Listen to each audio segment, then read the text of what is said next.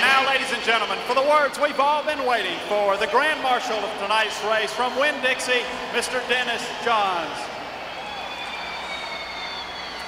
Gentlemen, start your engines.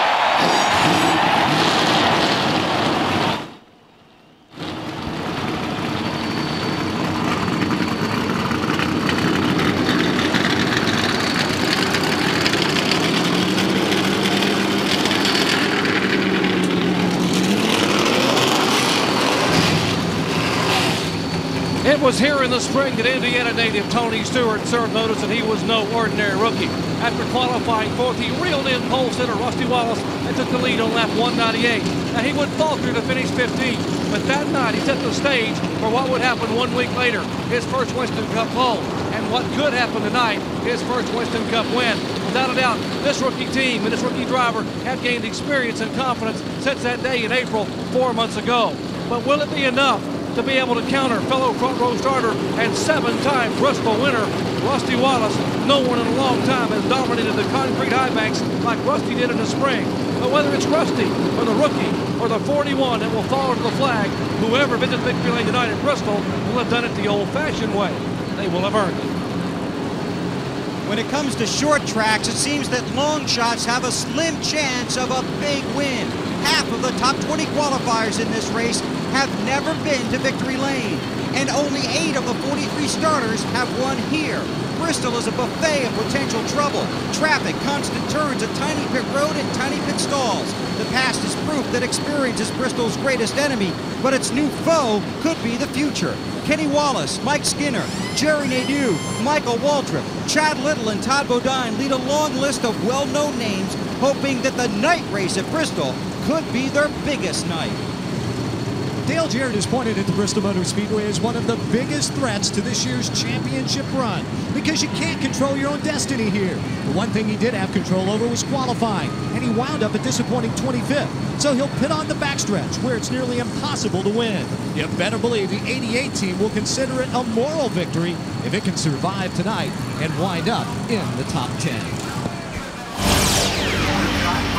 We've been setting speed records in NASCAR Winston Cup recently. We didn't set one here this weekend, but it is the closest field in history, with the fastest to the slowest separated by less than a quarter of a second. ESPN, the worldwide leader in sports, and the National Association of Stock Car Auto Racing welcome you to Bristol and tell you that we have an exciting evening lined up for you. Walmart Everstart Grid, Tony Stewart on the pole, his second pole of 99. Rusty Wallace won the spring race here from the pole. Kenny Wallace, his best start of the 1999 season, 6th at Martinsville. Jeff Gordon has won the last 4 spring races. Ward Burton was 9th in the spring race here, and Mike Skinner was 7th in that event. Mark Martin is the defending race champion. Jerry Nadeau substitutes for Ernie Irvan. Terry Labonte won this race in 84 and 95. Sterling Marlin has 10 Bristol top 10s. Kenny Irwin finished 11th this spring. Robert Presley, his 2 best starts of 99, are here. 11th in the spring and 12th here tonight. Take a look at the rest of the starting grid. Let's talk about this racetrack specifically. Talk about how dangerous it is. Well, the banks are at 36 degrees, Ned. And they run very, very fast around here as a result of that. Qualifying a little over 15 seconds. They run a little over 16 seconds in the race itself here tonight. That's why it's so easy to get in trouble. And every car that qualified is within 1/4 of a second of the pole sitter, Tony Stewart. The entire field within 1/4 of a second. That's how tight the competition is. 3 of these drivers qualified at exactly the same time and speed, and the top 3 were separated by the blink of an eye. 9/1000ths of a second. All of these back in this area have their work cut out hitting on the backstretch. From 22nd on back, will be hitting on the backstretch. Here are the drivers that have provisionals to get in, with Steve Grissom driving the number 9 car tonight. Joe Nemechek and Hut Strickland also in on provisional, and Dave Marcus will have the 43rd and final starting position for tonight's event. And 2 cars and drivers were unable to make the field and went home. Dick Trickle and Rich Bickle. A host of onboard cameras for you tonight. Wally Dallenbach, Budweiser back in 27th. Dale Jarrett starts in 25th. Bill Elliott, the McDonald's on board, in 23rd spot. Bobby Labonte, the Circuit City onboard camera. He will start in 21st. And Todd Bodine, the Bryant Foods onboard camera, he starts in the 20th position. Sterling Marlin, the Coors Light on board, in 10th. And we're coming down for the green flag to start. And the green is out. The Goody's Headache Powder 500 is underway, and Rusty Wallace is going to beat Tony Stewart to the first turn by a whole bunch. He did. He kept waiting for Tony to accelerate, and Tony was a little bit slow getting on it, and Rusty took off.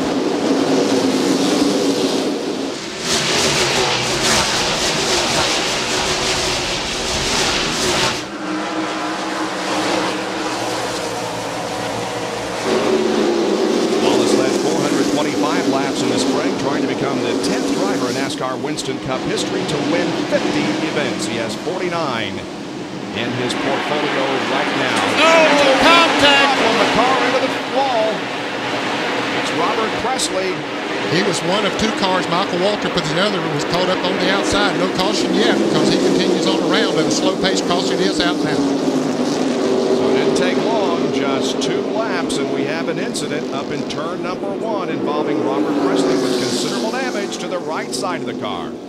That's the 77 car is Robert Presley. That's Kenny Schrader that's trying to go by on the inside, and right there we see the contact, and wow, hard contact in the wall by Presley.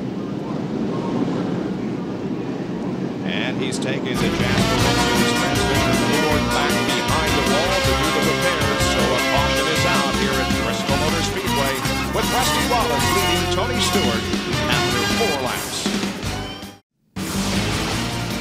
ESPN's live coverage of the Goody's Headache Powder 500 from Bristol Motor Speedway being brought to you by EverStart Battery. All the cold cranking power your truck, car, boat, or mower will ever need. Available at Walmart. By Daytona USA, the official attraction of NASCAR. And by Bryant, the flavor of the South, proud sponsor of car number 30. Caution is out. We'll go down to Bill Weber.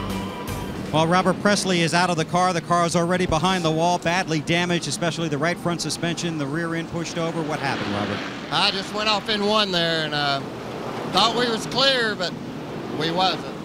Doesn't take long here at Bristol, does it? No, you know, at the start of the race, you just want to be real cautious and just get it going. I mean, I hate this Jasper engine was fast in practice, been fast since we unloaded, but okay, you ain't going to run top 10 sitting back here. Well, he's very disappointed, not only because they had such a good qualifying run, but they did feel they had a very good car here tonight. This is why this track will break your heart. It will tease you in qualifying and crush you in the race.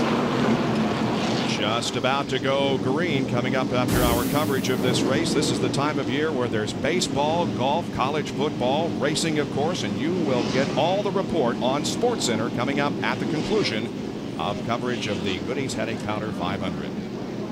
And these overhead shots courtesy of the Pennzoil Copter Cam flying over in the nearly crystal clear skies here at Bristol. Just a few white puffy clouds are floating overhead this evening. A beautiful night for racing. Pace car is coming off the racetrack.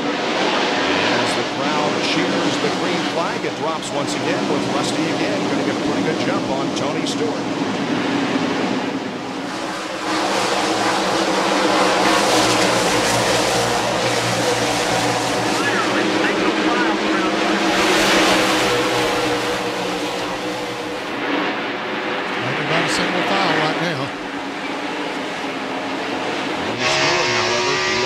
Side of Rusty Wallace. They're coming out of 2 and down the backstretch. It falls in behind Rusty as they come down the front stretch, but Tony would like to get out into the lead. Here's a battle back here.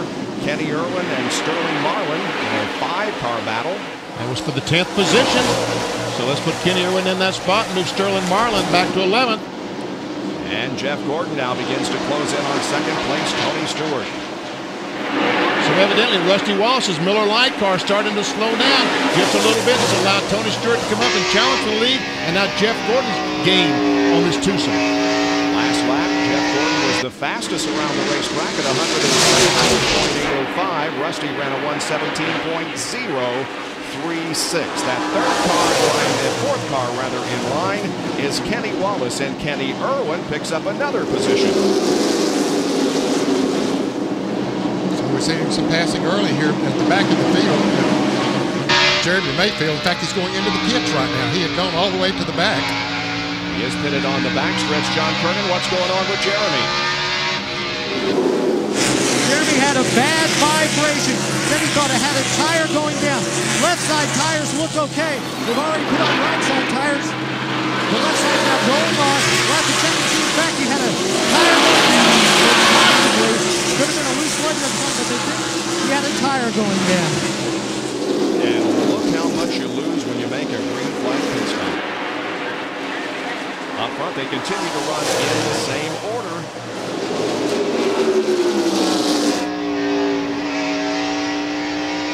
We talked about patience at the top of the show. Tony Stewart right now has a better race car, but he must be patient. He must wait for that perfect opportunity to try to pass. Oh, we see Steve Grissom on the outside there with the Bobby Hamilton automobile. And look how close it is between the leader and the 50 car of Craven, who's running last. About a half a straightaway is all that is separating the first from the last. Stewart trying to work on Rusty. I understand it was a right rear tire over there. He is 2 laps down to the leaders. In fact, he's at the back of the pack. He's the first car that they would catch. What they do catch up in the field. You put 43 cars on a half-mile track, and you pick it up about half the track when you get in single file.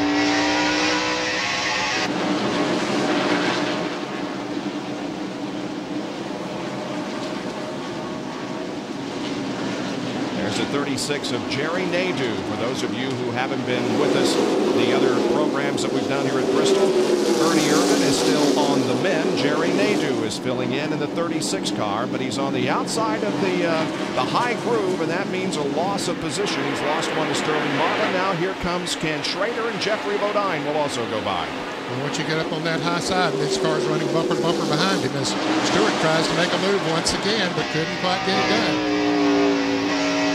He is just all over Rusty, but passing is not easy at this point. And besides that, as Benny and Ned have said, patience. He's going to worry Rusty Wallace to death. I think Rusty just said, okay, if you want to go that bad, go ahead. He keeps pulling out. That's kind of a signal to tell Rusty Wallace, look, Rusty, I'm faster than you are. And 31 just got a little loose. He's back in 7th position. Got loosened up by the 28 car. Kenny Irwin. Irwin now in 7th. Yep. Moved up to 7th. He's moving right along. Started back in 11th. Passed some good race cars. And here it is once again. Oh, little tap. Yep. Just a little bit again. Got him out of shape. Ooh, very out of shape. Man, that was a great job by Mike Skinner to keep that Lowe's car under control. A great job. And now here's the battle for 9th position. Sterling Marlin tries to go to the inside of Mike Skinner and does.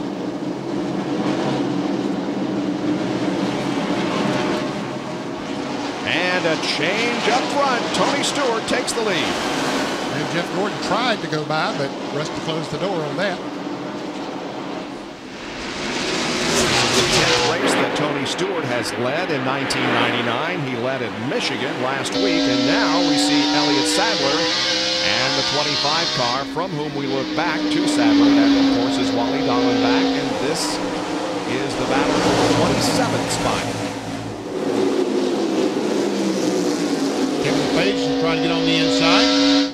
And you can go to the battle for 2nd spot. Jeff Gordon takes the DuPont Chevrolet into 2nd spot. Tony Stewart is pulled away by about 6 car lengths. And now Jeff Gordon sets his sights on the leader. Tony Stewart, who has about a half-second lead at the moment. 30 laps already in the books here at Bristol Motor Speedway. It's Wallace, Ward Burton, and Kenny Wallace, the top 5. Back to the Goody's Headache Powder 500 NASCAR Winston Cup race from Bristol Motor Speedway. An incredible sight from the copter cam, the Pennzoil copter cam, seeing the 141,000 people who have gathered here on this beautiful Saturday evening for this race. Well, the leader is Tony Stewart, and he led 55 laps here in April, has now led the last 12. He is beginning to lap some of the slower cars. He's already by Hut Strickland, putting him a lap down in 41st position.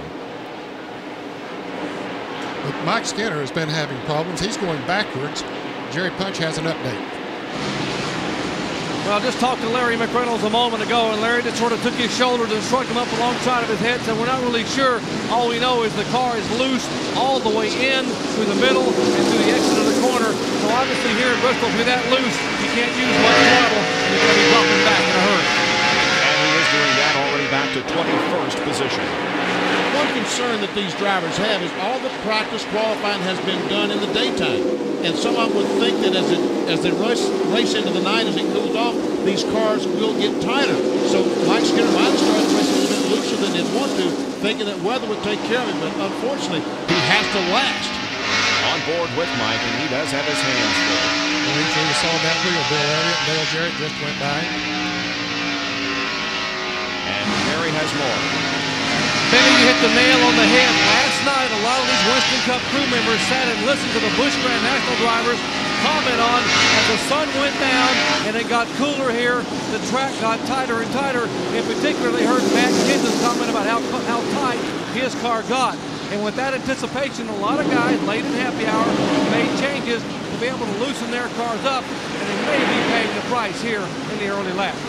He loses a position to John Andretti and now loses another to Elliott Sadler. Meanwhile, Tony Stewart continues to thread his way through traffic, but Jeff Gordon has not let him get out of his sights. And that traffic is heavy. Joe Nemechek there running in the 38th position, trying to hold on to the lead lap.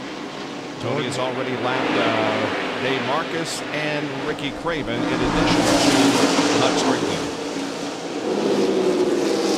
They don't have nothing but traffic in front of them. This is where it really gets tough, and this is where you really have to show patience.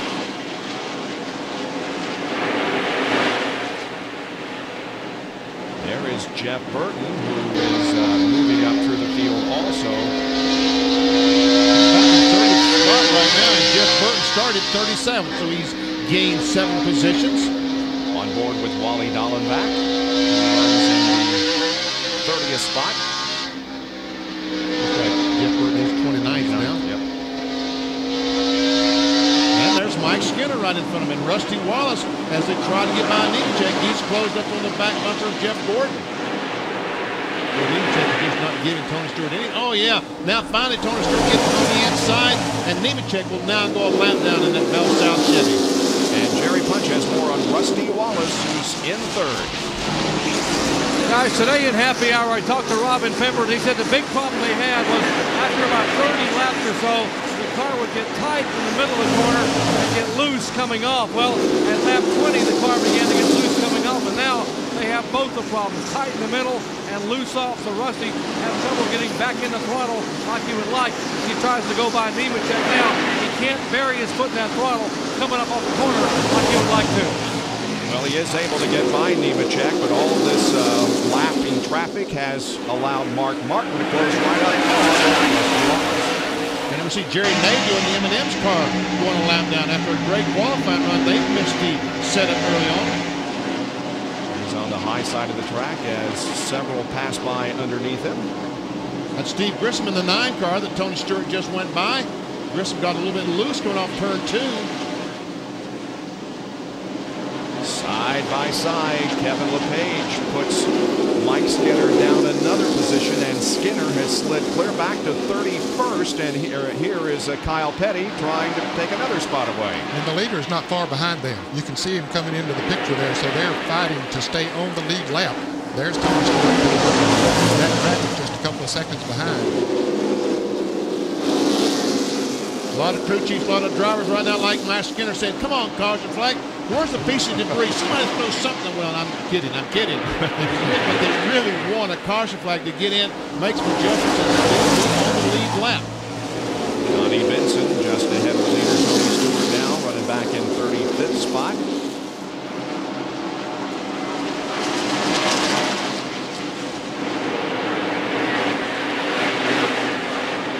Ricky Rudd also just ahead of the leader.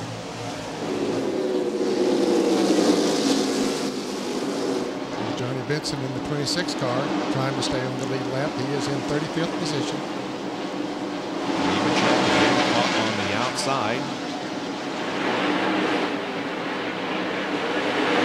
There's Dale Earnhardt, who's back 13th position, so he's moved up. Yes, he has. He started in 26th position, so he has picked off half of the cars they started in front of him. Well, Robert Presley crashed, but other than that, he's passed 12 race cars and about to pass another one. That's Kenny Wallace, who qualified inside the second row in third spot. So Dale Earnhardt and Kenny Schrader trying to make their way to the front. Here's an Napa field summary with the manufacturer's battle. And Wallace gets shoved out of the groove. Kenny Schrader goes by him.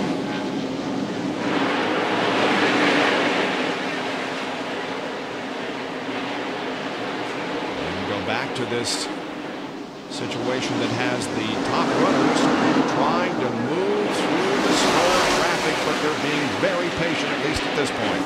Yes, they are. They need to be. When you go into this race with that in mind, I have to be patient. Mike Skinner, he's up on the outside. He's going to get this on the inside. The train will go by with the leaders down on the inside and will go right down. And all that patience will last for about 100 laps, and then it all go away. Well, a tough evening for Mike Skinner so far as he started back in the 6th position, but now has dropped all the way back to 34th. This is Sterling Marlin, of course, Light Chevrolet. He is currently in 5th position as he tries to catch up with Mark Martin, but he's about 2 seconds behind Mark Martin. Dave Marcus, the 71 Realtree car up in front. That's Jerry Navy also just ahead of Dave Marcus.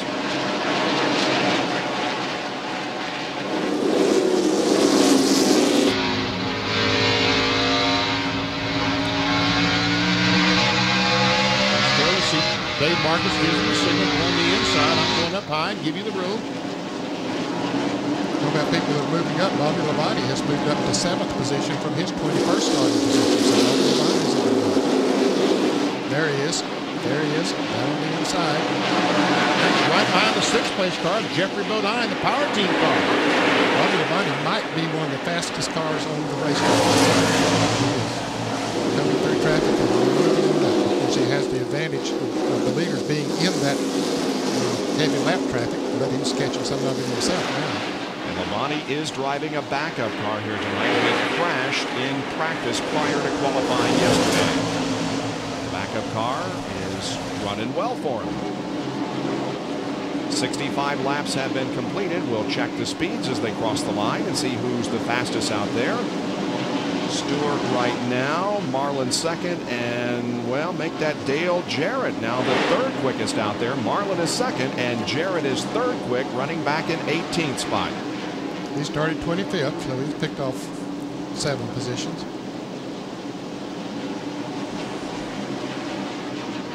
Saw that lap that Jeff Gordon was a little bit quicker than Tony Stewart. 11.8 compared to Stewart's 111.5. There is Jarrett. Catching up to Brett Bodine. Brett is running in 17th position. You see Brett running up there in the top 20. A lot of traffic right up there in front of them. Was to see Kenny Irwin trying to get on the inside of Chad Little. Dale Jarrett goes on the inside of Brett Bodine, takes over 17th.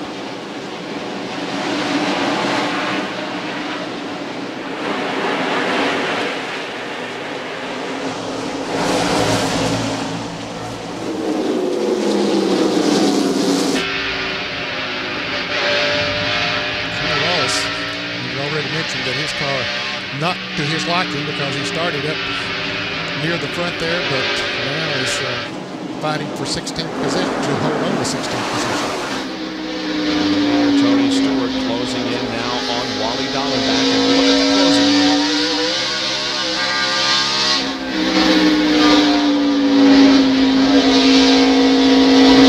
Racetrack right now looks like Tony Stewart is still the quickest car last time.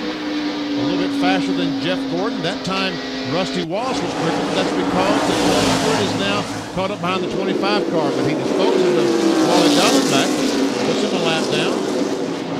That means that 30 cars are now in the lead lap as Dallenbach runs in the first spot. So far, Rusty Wallace has led 47 of the 73 laps that have been completed so far. Jeff Gordon is running second, followed by Rusty Wallace.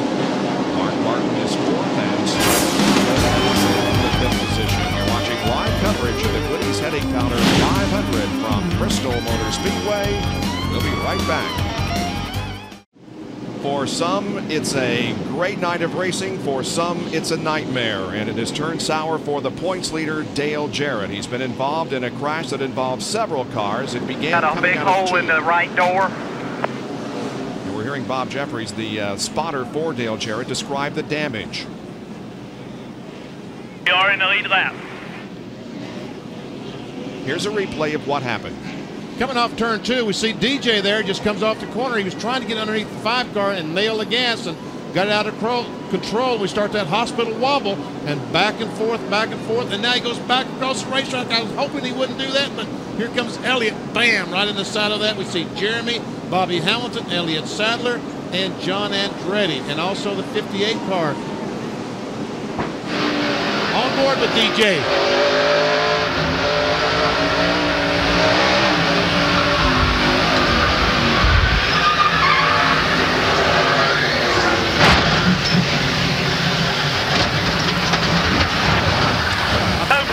Bill Elliott, let's right on board. McDonald's on board. He's hoping he'll stay up there, but he did. He comes right out in front of Bill Elliott. Bill had nowhere to go. Pits are open. Here's Bill Weber.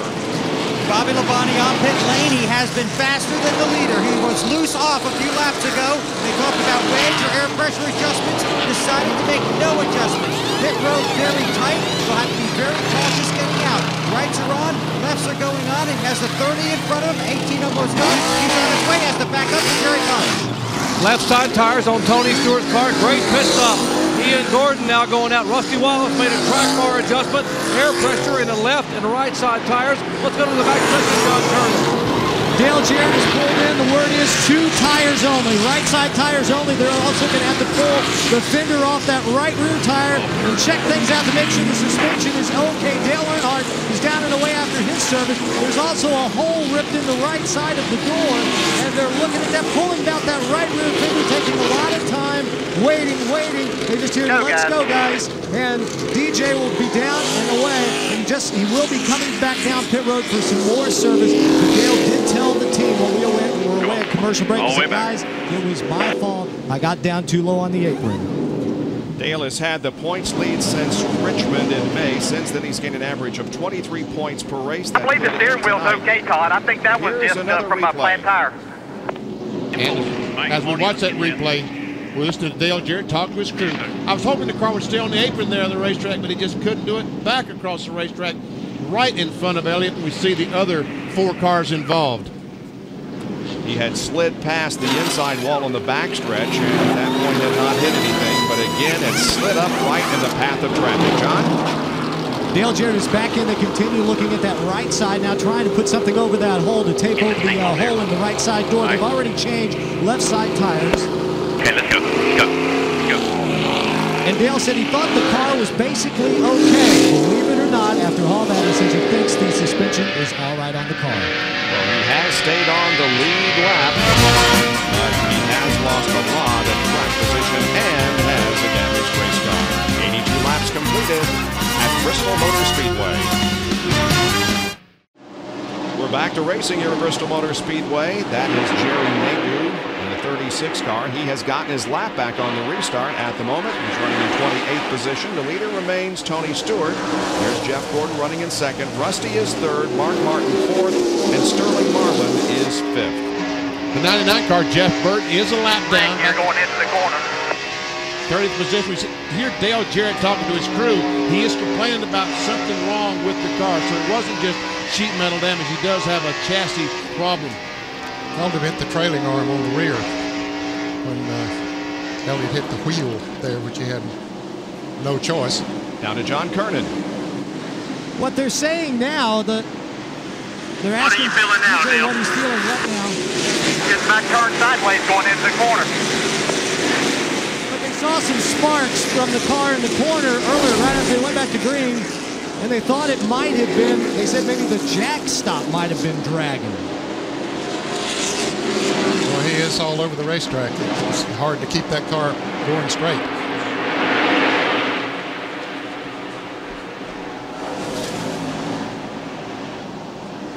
A long evening here, 400 more laps trying to keep up with this thing and get as many points as he possibly can. 19 consecutive top 10 finishes coming into the event tonight. Back up front, there is Tony Stewart leading Jeff Gordon by better than a second now. While we were break, Jeff Gordon tried to pass Tony Stewart. They made a little contact off turn 4. I wonder if Jeff Gordon has bent a tie rod on the right front, because right now Tony Stewart is pulling away from him. I just wonder if that contact bent something in the suspension. His car has not, it seems, been the same since that incident. He's continued to drop back.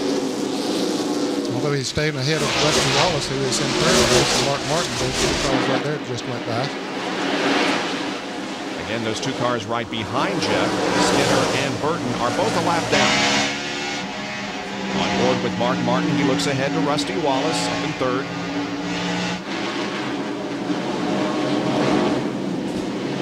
And Benny, here is what we were talking about. This little contact between Tony and Jeff. Right there. And see that right front makes contact. I just wonder if he might have bent something on the 24 car. Doesn't take much. Well, he's dropped back almost 1.5 seconds now after that attempted pass. There's Aaron about to go that way. Whoops, and he gets hit by the 36 car. There is Jerry Nadeau hit him coming off the turn. Yeah, I'm okay. Hey, Rearenhausen, guys. Go behind the wall, Dale. Yeah. Go behind the wall. The rear end housing bent, they'll have to put one under it. Hey, bring it down here and come around the wall.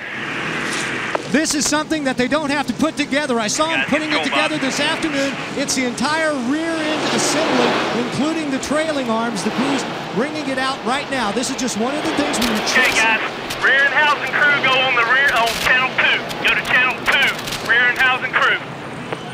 They had this ready to go, so they wouldn't have to waste any time. This is just one of the things that you have to prepare for here at the Bristol Motor Speedway, especially when you're in the battle for the NASCAR Winston Cup Championship. And they know who the rear end housing crew is going to be. That's the amazing thing. Yeah. I'd put about 50 people on it, but they know exactly. Now they're trying to get the car positioned as close as they can to the toolbox. Bill Elliott is down there. He's behind the wall close to where Dale is. Here comes DJ finally getting down to where the drive too, guys. That's amazing. They have their own group of guys specially trained for this operation. To the penalty box goes Jerry Nadeau. When they got his lap back, he had fought and was running in front of Tony Stewart. But now they're in changing tires, and they say he's in the penalty box. See how long they hold him. Apparently they're going to hold him for 2 laps. See the NASCAR official standing in front of the car, and when they finish the 4 tire, whoop, stop right there. Don't go anyplace. Here's a replay as to why he is in the penalty box. Coming off of turn 4. DJ had tried to move down to the inside and get out of the way. He knew they were coming. Still being held there. This seems like an hour, doesn't it? Yes, it does. It's too bad he worked so hard to get his lap back. And the work is underway in the Jarrett garage area, so to speak. And from his onboard camera, we'll get a replay of this most recent incident. Watch Jerry Nadeau come up from behind.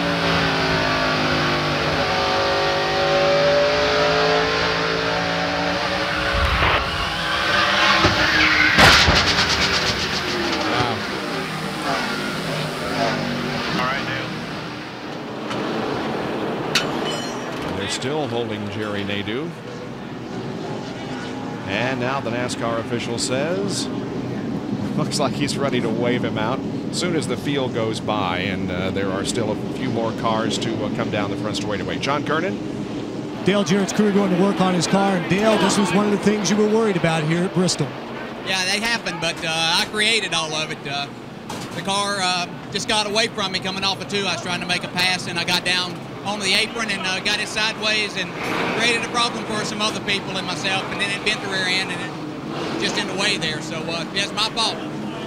Dale Jarrett behind the wall. The last 9 races at Bristol, Dale Jarrett's finishes were all in the top 6, including 7 top 5s. Back with more in a moment. Already more than 20% of this race is over. The green has been out for 1 lap. Tony Stewart is still the leader, and a couple of black cars once again position themselves between Tony and second place Jeff Gordon. Sterling Marlin tried to go on the inside of Rusty Wallace, and he's already gotten by Mark Martin. Has moved into 4th. This is a battle for 3rd spot, so puts Sterling in 3rd position. And here comes Mark Martin down on the inside of Wallace. He'll take over the 4th position.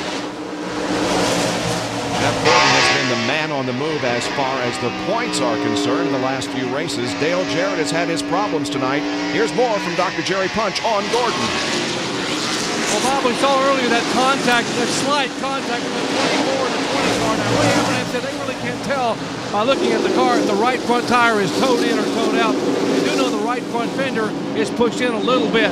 But what Jeff is complaining of is the car is so tight, he cannot get it to turn at all. He says, I am just wearing out this right front tire, and I'm having to run so hard to try to keep the lap cars behind me. It's even worse. And Ray said just ride it out so we can get a caution flag, get in and get it fixed, and take a look at that right front. But a very, very tight car number 24. Well, they just had a caution flag, and you wonder why didn't he come in? Because folks cannot afford to give up that much track position. You can't go back to 26 and ask Jeff Gordon to wade his way back through that traffic. It's just too difficult.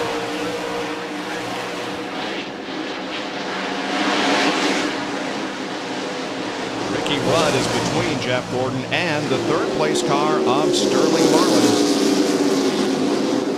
The 5 and the 60 just got together, battling for the 10th position. Jeffrey Bodine inside of Terry Labonte, and some big contact. Boy, that looked like that 77 car of Robert Preston and Kenny Schrader all over again. As Michael Waltrip goes by the 5 car. Michael, 2 laps down? No. Kenny Irwin and Kevin LePage battling for the 18th position. Kyle Petty is also right there. There's a Napa Field summary. The points as of now. Jarrett, of course, with a comfortable lead in the point standings, if there is such a thing with this many races to go. 314 points separating Jarrett and Mark Martin. And Kyle Petty sneaks to the inside of Kevin LePage. Everybody in the top 10 maintains their position at this point. The big gainer early in the race is Sterling Marlin, who's up 4 positions. That 30 car, if again you have not been with us in our previous telecast from Bristol or haven't been on RPM tonight, Derek Cope has been released from the ride, and on board tonight is Todd Bodine. So we have 3 Bodines in the field tonight for the first time since the last race of 1998. Contact. And Bodine way down on the apron, but he's saving it. Kenny Irwin's guy I thought was going to lose control because it looked like he was going in the first corner like he was on dirt, but he did a good job, saved it. Now Todd Bodine takes that spot away. Will be the 19th position for Todd Bodine. Well, there's some heavy racing going on in this pack. Aaron Baker is 12, is 3 laps down. But since he had that unscheduled stop, he's run pretty well, hasn't he?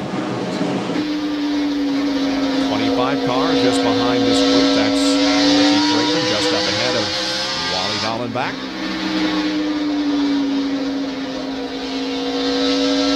Ricky Creighton, the 50 car, the Midwest Transit car. He and Jeremy right side by side. Ricky is a lap down.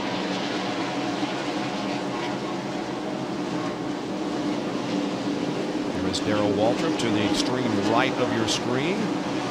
He is running in 23rd position.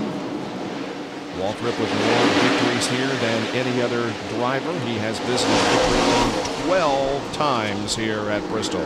There's a leader, and he's all by himself out there. Yes, he has a comfortable lead. Well, that's what you want to be here at Bristol. no one close to you, behind you, fighting you, and you're not too close to anyone that you're catching up to. And check it out, he's 2 seconds ahead of the second place car, Jeff Gordon. At Bristol Motor Speedway, 2 seconds is an eternity, it seems like. We're around here 16 seconds. So that's an 1/8 of a lap. Will Tony Stewart be able to win a NASCAR Winston Cup race in his rookie season? That's what everybody is speculating on.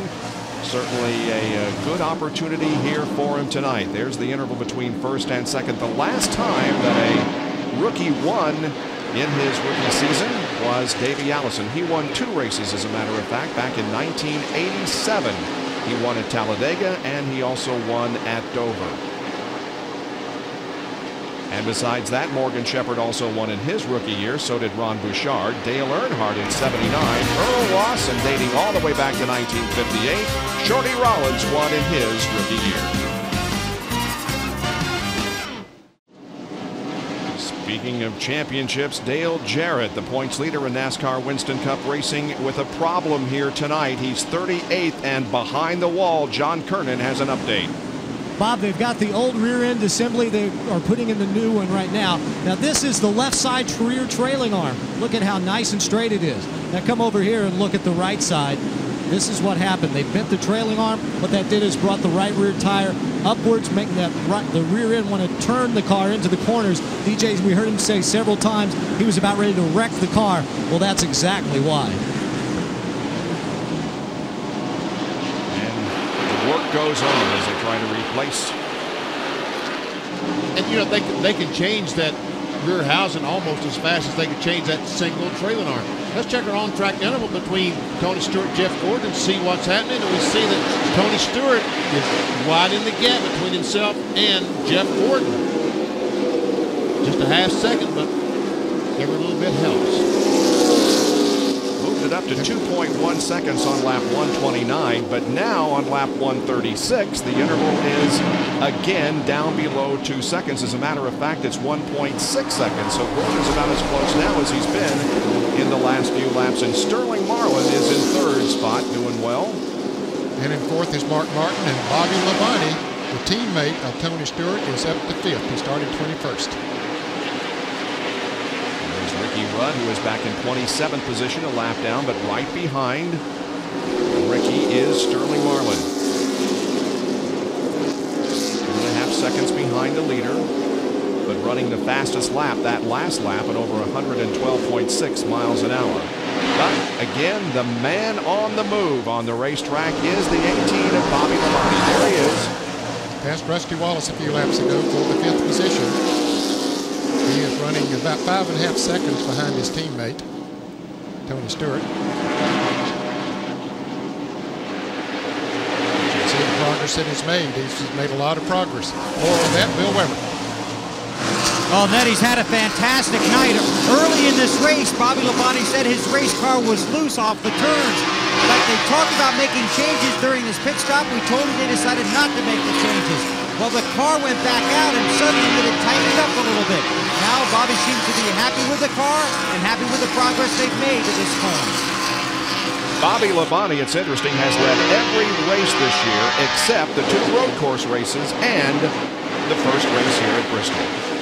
Back up front, Tony Stewart now is into traffic once again as he tries to hang on to the lead and move through the slower cars. That's Ted Musgrave just ahead of the 75 car, running in 24th position. You see the points now. They've been shaved from a 314-point advantage to 203, Jarrett over Martin. Ted Musgrave going a lap down. He's in 24th position.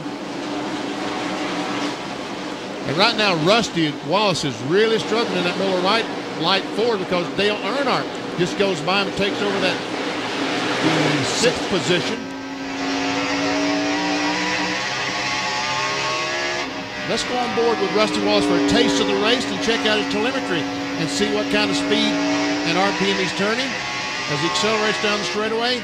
Just 8,400 RPMs. You would expect if this car was up to speed, it would be somewhere around 8,800 to 9,000 RPMs. And just shy of 130 miles an hour at the end of the straightaway before the brakes come on.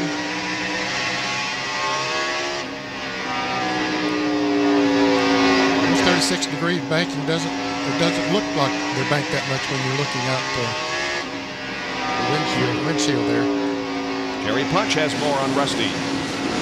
Well, despite the fact that they made a track bar adjustment and also made an air pressure adjustment in the right front and left front, Rusty just came on the radio a moment ago and told Robert Pemberton, tight in the middle, tight in the middle. So obviously he's still having that same problem he had early on, getting the car to turn right in the very middle of the corner.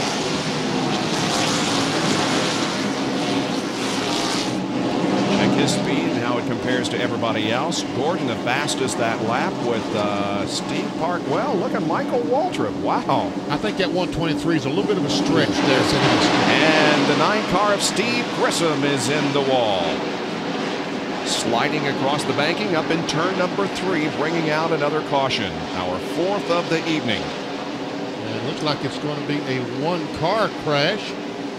Don't see any other cars involved, but that is gasoline. Should be gasoline that he's leaving a string behind him, and I hope it doesn't spark too much, but maybe it's oil back there. In any case, he has shortened that car up considerably. Let's take a look at it in replay.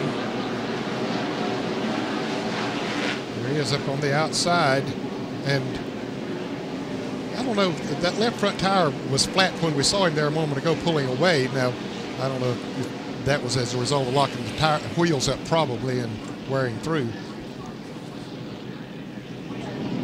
Yeah, I think that see the right front is flat as well. Heavy damage to the back of that car. Here are all the leaders coming down pit road to make these pit stops and adjustments. Bill Weber.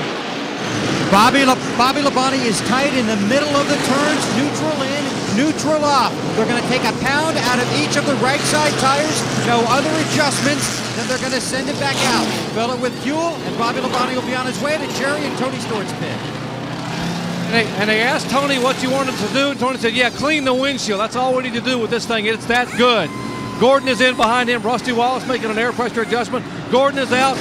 Tony is out. And Tony Stewart will win the race to the end of pit road by virtue of his first pit spot. Let's go back to John Kernan.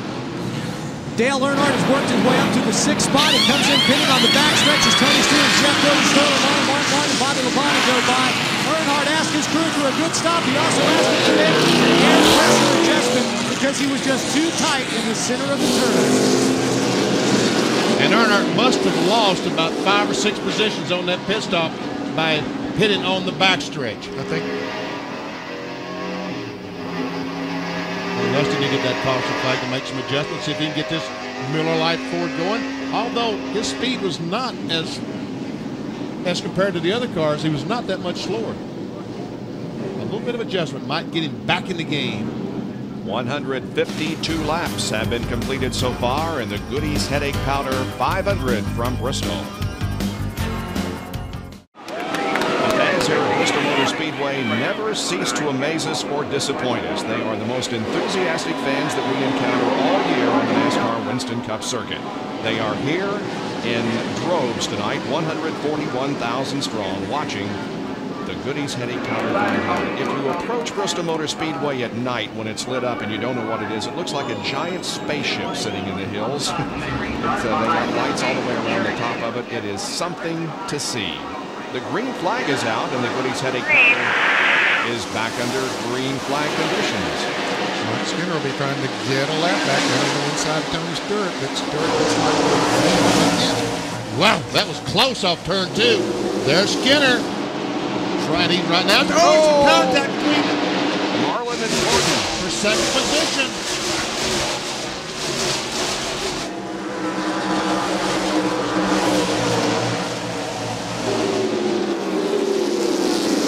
Look at the left rear tire on Jim Gordon's car. That Goodyear's completely worn off. Contact between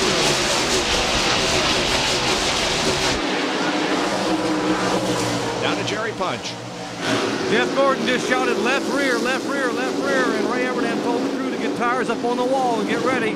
Jeff said he may have got the left rear, so he's waiting to hear if it's going to vibrate. That time by, he said still okay, but I may have to come in, so they're ready to possibly pit an unscheduled stop for the 24th car. So more drama as the night continues to unfold. Lowe's Field Summit with the manufacturer's points battle. Jeff Gordon 4 wins at Bristol. All of them, however, have been during the Sunday afternoon sprint race. He's never won under the lights at Bristol. And everything appears to be okay. He's pulled away from Marlin a bit. Yeah, I believe it's okay. This car right now, it seems to be running a little bit better than it was compared to the competition. Last time by, Tony Stewart ran 116 seconds. Jeff Gordon ran 117 seconds. And Jeff is going to move to the inside of Jerry Nadeau here, and if he does and passes him, there will be no cars between himself and the leader.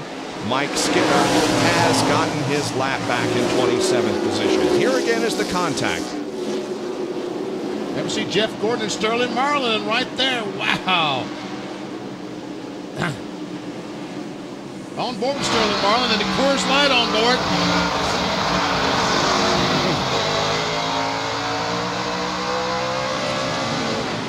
During the previous caution flag, Ray Evernham pulled that right front bumper back out a little bit, and fender and skirt on Jeff Gordon's car, said it should be a whole lot better.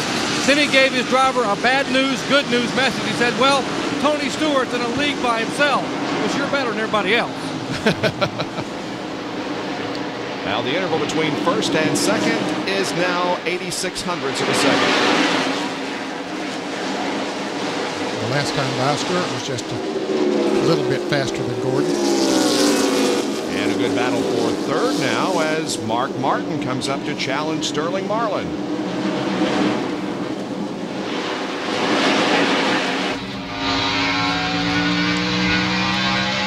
Mark says, okay, Sterling, when you came up and challenged me a little bit earlier, I moved over and let you go. Would you do that for me? I don't think so. On board with a taste of the race, Brian Foods. Sterling Marlin, we see him go down the corner, hit the brakes, goes down to 95 miles per hour. Now he accelerates down the straightaway and builds that thing up to 100 and almost 130. At 8,700 RPMs. And these cars will turn more with these fresh tires. Right now they're running about 115, 16 mile per hour average laps. In a few laps, they'll be down to about 112 miles per hour. Dale Earnhardt continues his charge back to the front. Goes by Jimmy Spencer, who's in the 10th position. He lost 5 positions on that pit stop. He went in running 6th and came out running 11th. And it's not because they had a bad pit stop, it's just the nature of pitting on the backstretch. Just it'll cost you some time every time. Jeffrey Bedine there just ahead of Dale Earnhardt is in the 9th spot. Earnhardt has a good race car. He's passed a lot of cars. This will be 2 weeks in a row for Goodrich Chevrolet. Last week at Michigan, Earnhardt had one of the best race cars there. He paid after about 20, 25 laps, but boy, he was excited about the first 25 laps. Yeah, it was.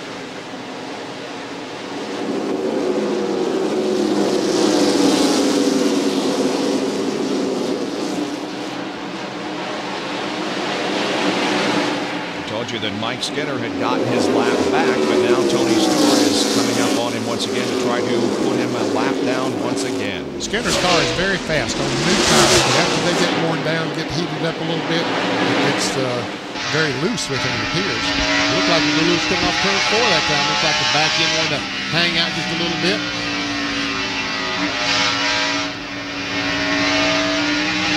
Tony Stewart turns under him and goes down in turn 1 on the inside and will put Skinner a lap down.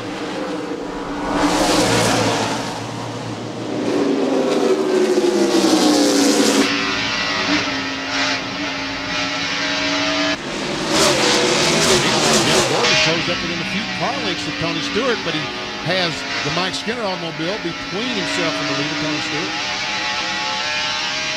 On board with Mike Skinner, the Lowe's Home Improvement Warehouse. Chevrolet goes up the hill, moves over, lets Jeff Gordon go by.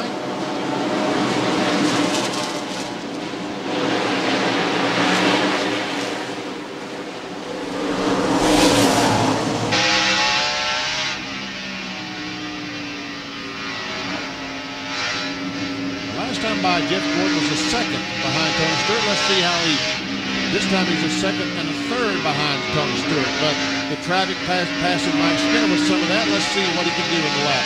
Is he going faster or slower?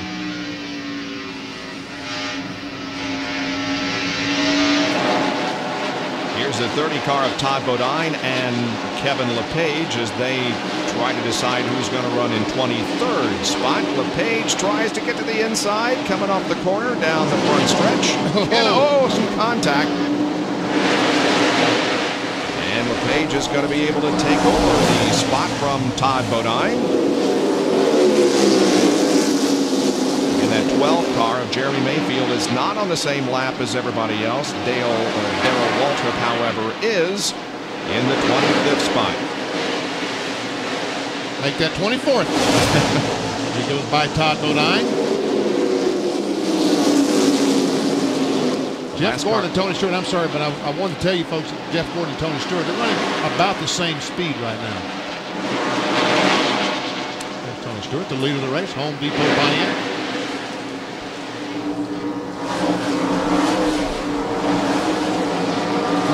Right, but two of the cars that were involved in the wreck with Dale Jarrett, Bill Elliott and Elliott Sadler, have both returned on the racetrack, and I believe John Andretti is about to come out as well. Bobby Labonte just took the 5th position away from Rusty Wallace. It's Rusty we're looking back on from Bobby Labonte's Interstate Batteries Pontiac. About 5.5 seconds behind the leader, Tony Stewart.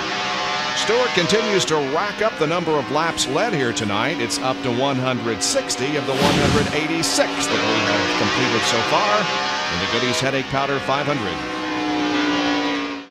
With a lead of 1¼ seconds, Tony Stewart continues to set the pace in the Goody's Headache Powder 500 here at Bristol with almost 200 laps completed. That's the completion of lap 193 for Tony. Sterling Marlin running back in 3rd, then Mark Martin and Bobby Labonte.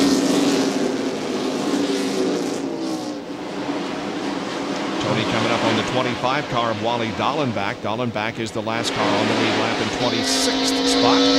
Just before the break, I mentioned that John Andretti had come out of the pits or from behind the wall. Bobby made a couple of laps and then went back behind the wall again, and also the 50 car of Ricky Craven has gone behind the wall. That's significant that Andretti completed a few laps, and also the 21 of Elliott Sadler, because it has moved Dale Jarrett back to 40th position right now. Now, he isn't out of the race. They're still working on the car so he can get back out there, but right now our points leader is 40th and behind the wall because of a couple of incidents in the first 100 laps of this event. On board with Todd Bodine, his first NASCAR Winston Cup start in 1999. He last raced at Atlanta, the last race of 1998. He's running in 25th spot on the lead lap. Well, he's not on the lead lap anymore. This is Todd Bodine's 99th NASCAR Winston Cup start. He finished 5th in that last race at Atlanta last year.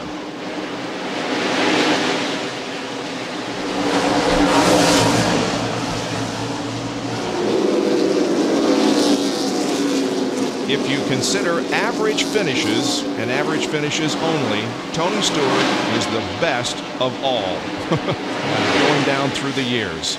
Average finish in the first 22 races of this year, 10.5. Dale Earnhardt averaged 11.7 in his first 22 races. Earl Ross, 12.4. Ridley, 13.0. And Davey Allison, 14.2. Pretty impressive, Doctor. Bob, incredibly impressive, and you got to give a call to these guys on top of the war wagon here, including crew chief Greg Zipadelli. They have not touched a wedge bolt, a track bar, added or removed 1 pound of air pressure tonight. They have just put tires on it and gas in it, and we are 200 laps into a race at Bristol. To me, that's remarkable. And a battle between Jeffrey Bodine and Dale Earnhardt. Earnhardt gets the left side tires down on the apron as they battle for the 9th spot, and Earnhardt is going to get it. Here comes Jimmy Spencer. Spencer trying to take over the 10th position. There's Kenny Irwin right behind him in the 28 car. He's in the battle for those positions as well.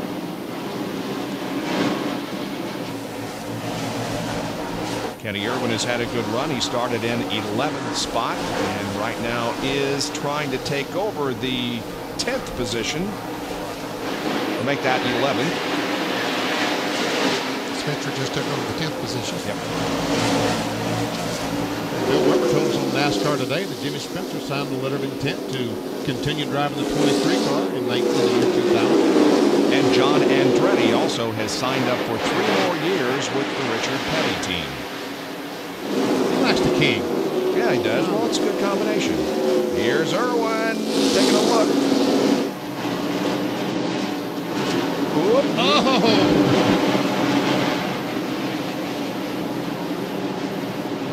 Jeffrey Goody just can't keep his power team Chevrolet on the bottom of the racetrack. He's got some damage there in the left rear of the car, but he has moved up to the 10th. He's got the 11th position. See Kenny Schrader out there in Skull car. Comes up the challenge now. How about Chad? Man, how about that John Deere? Right on up through the pack. He's running in 6th position now. Had a good run last week at Michigan. Yes, he did. Started 16th and finished 6th. His Bristol runs have not been very impressive, at least the last 2 here in the spring. He finished 24th, and a year ago he finished 23rd. Bill Weber has more on Chad Little, and he's now in 6th spot. And Bob, the car he's running normally only runs on concrete tracks at Dover and Bristol. They put a new body on it and took it to Indianapolis to run it on the bricks, and it got wrecked. So they rebuilt it, brought it back here. He's in off the 6th place finish last week, which was a season high. Jeff Hammond has made a few adjustments to keep that car good tonight, but they also got some good news off the track, and that Buddy Parrott will basically become a global team manager for Roush Racing next year and will oversee, among other cars, the 97 of Chad Little, the 17 of Matt Kenseth, and the 16 of Kevin LePage, in addition to his duties with the 6 and 99. And the run that Chad is having now is not something that surprises them. They expected to run better later in the season. Last week and this week might be the first indications of that. Chad has had some good runs in 1999. Started off the season with a 9th place finish at Daytona. Backed that up with a 9th place finish in the 4th race of the year at Atlanta. The 33 of Kenny Schrader and the 7 of Michael Walter are battling for the 14th visit. The number 1 car of Steve Park also in this battle for 13th, 14th, 15th, and 16th. And Michael Walker has been trying his best to pass Steve Park in the yellow number 1 on the outside. He will go up there on the outside, but he can't quite get up far enough to keep Steve from jumping back up there as they come off the turn. He's been doing that for about 5 or 6 laps. Michael Walker, he likes to run high on any racetrack when he can, but so far he hasn't made it really work. But see, when he does go up there, he gets a good run down the straightaway, gets a lot of speed, but Steve is able to get his car back up in front of him coming off the turn and breaks that momentum. As I recall, he passed several cars up on the high line last night in the Busch race, didn't he? I thought he was going to pass the leader, Matt Kenseth, on the high side last night. Didn't win the Busch race, but he did not quite make it. He did pass Dale Earnhardt Jr. up on the outside. Finished in 2nd last night to Matt Kenseth, and Dale Earnhardt Jr. finished in the 1st position. There's Tony Stewart. His lead over Jeff Gordon is now a 2.5 seconds. As Sterling Marlin runs 3rd, Mark Martin is 4th, and Bobby Labonte is 5th with 215 laps gone. You're spending a Saturday night with ESPN at Bristol Motor Speedway in the Goody's Headache Powder 500, being brought to you by Miller Lite. Taste a true Pilsner. By Advance Auto Parts, the best part is our people. And by Pennzoil with Pure Base, made for the way you drive. Stop, go, Pennzoil. We're not too many laps away from the halfway mark. We have completed 223 of 500 circuits. There's the leader, Tony Stewart, and Sterling Marlin takes 2nd position away from Jeff Gordon. How about old Sterling Marlin tonight? Tennessee boy doing well at a Tennessee racetrack. He has 2 top 5s in 29 Bristol races. The last top 5 was 16 races ago. 2nd in 91 this race. 3/4 of a second behind the leader, Tony Stewart.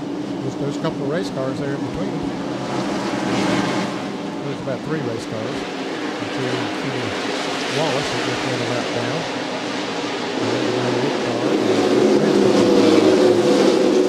Petty now goes a lap down also in the 19th position as Marlin and Gordon thread their way through the slower traffic. Robert Presley had gone back out on the track. He was the first one out of the race and went out and ran a few laps, but he's back in the pits once again.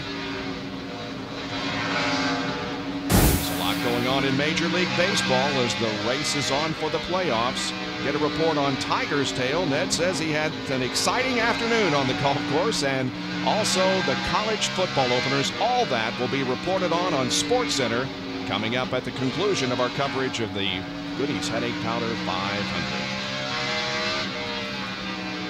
So Rick Mass back there going a lap down. He's going a lap down as Jeff Gordon, the third place car, goes by.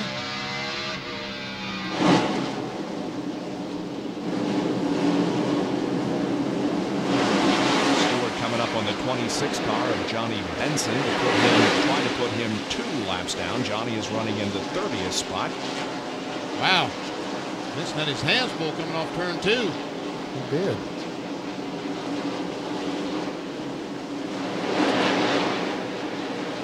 Man, Tony Stewart's car looks so good around this racetrack. Obviously, Greg Zipadelli and the crew has done a terrific job in the Home Depot Pontiac Championship race tonight.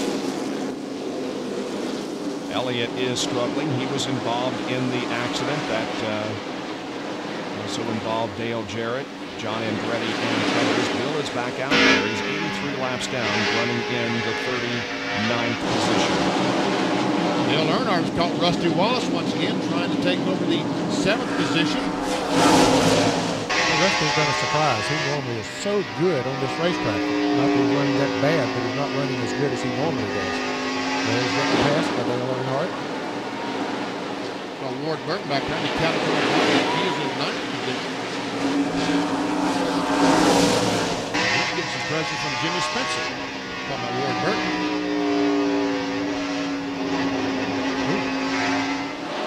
John Kernan has more on Dale Earnhardt. Bob, this is a car that Earnhardt ran here in the spring. It was actually a backup car. Along with the primary and had to go through the backup. He started from the 34th spot in the spring and drove all the way to a 10th place finish after pitting on the backstring. Talked to the crew this afternoon. They seem very confident that if they could get the last round of pit stop to happen under green. Ward Burton now is beginning to catch Rusty Wallace. Burton is in 9th, Rusty in 8th. See Ward Burton's a little distance between himself and Jimmy Spencer in the Winston car.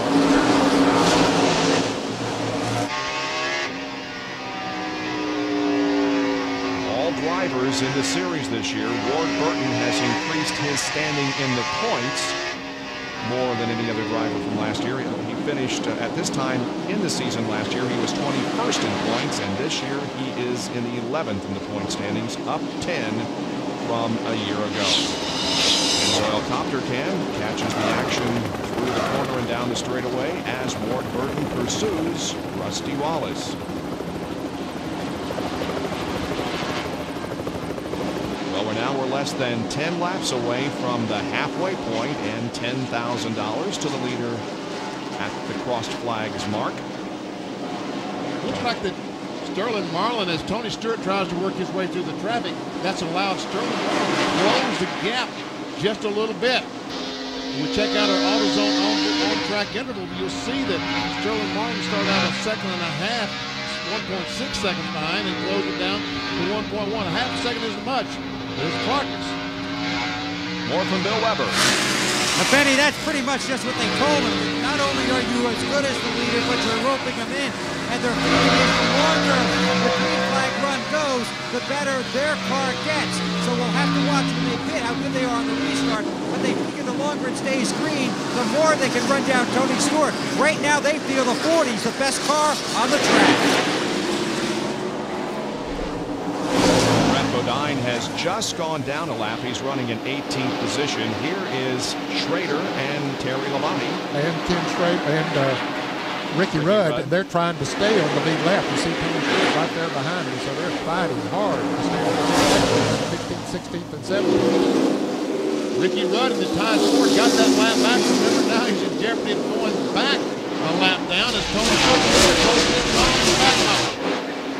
Ricky Rudd's very first top 10 finish in his NASCAR Winston Cup career was here in March of 1975 when he finished in the 10th position. its 650th NASCAR Winston Cup start. And he's side by side with Ken Schrader. Tony Stewart has nowhere to go.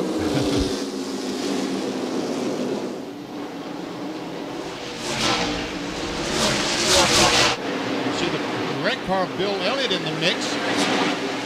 And Schrader is running behind Elliott's car. He goes a lap down to the leader, Tony Stewart.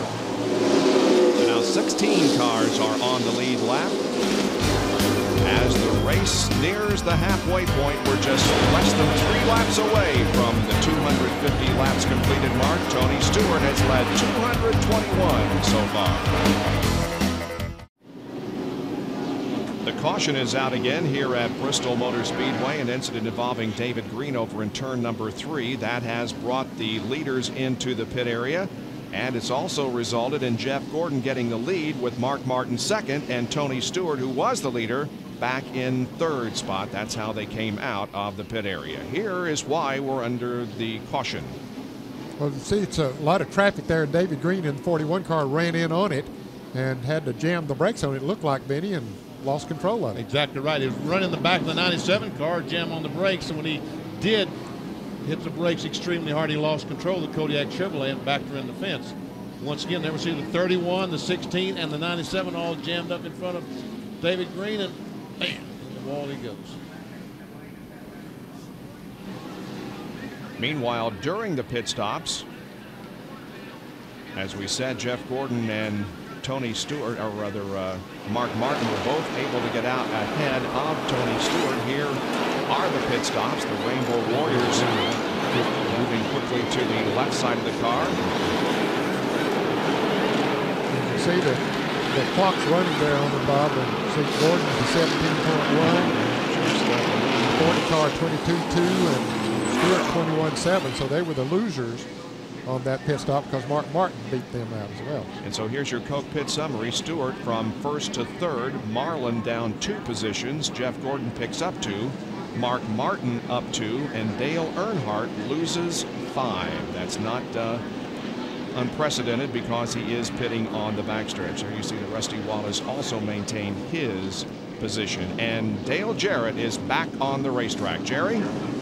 Heavy fill. You saw a moment ago the adjustment from the car number 24 for Jeff Gordon. He complained the car had gotten very, very tight. They put a round of wedge in, it took a round of wedge out of it, and made an air pressure adjustment. Now, with Tony Stewart, they made an air pressure adjustment in the back tires, trying to increase the forward bite, but they had a problem with the left rear tire, which cost them the lead on the pit stop. Bill Weber? Sterling Marlin has a good car, but they had a slow stop, trouble on the left front. That cost them some seconds. Mark Martin made a wedge adjustment and also an air pressure adjustment to try and improve his car. John? Dale Earnhardt came in, Jimmy Spencer also in. They both took on 4 tires, no adjustments on Spencer as the green flag is ready to fly. Earnhardt's crew, a slight air pressure adjustment. The car's still a little tight in the center of the corners.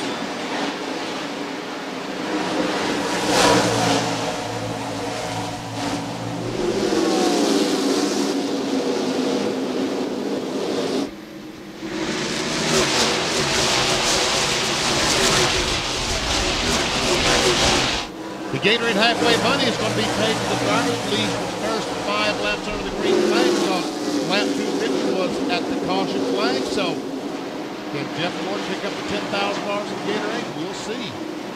This is the first time that Jeff Gordon has led tonight. Rusty Wallace led 26 laps in a long stretch, 225 circuits.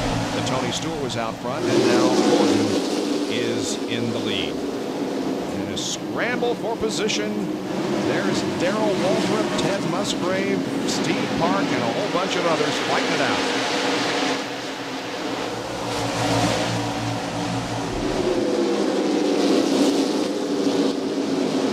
Waltrip is a lap down in 21st position. Steve Park is still on the lead lap in 12th position. Jeff Gordon also in the mix there. He's a lap down in 24th. These are normally tense moments after a restart. You get the lap cars mixed in with the cars on the lead lap. They run side by side. It's just the least little mistake by somebody. And here's the problem. Hut Strickland right at the start-finish line. And Dave Marcus also involved. And here's the 26 car of Johnny Benson. And that is in a completely different area of the racetrack than Strickland and Marcus. That's down in turn number 1.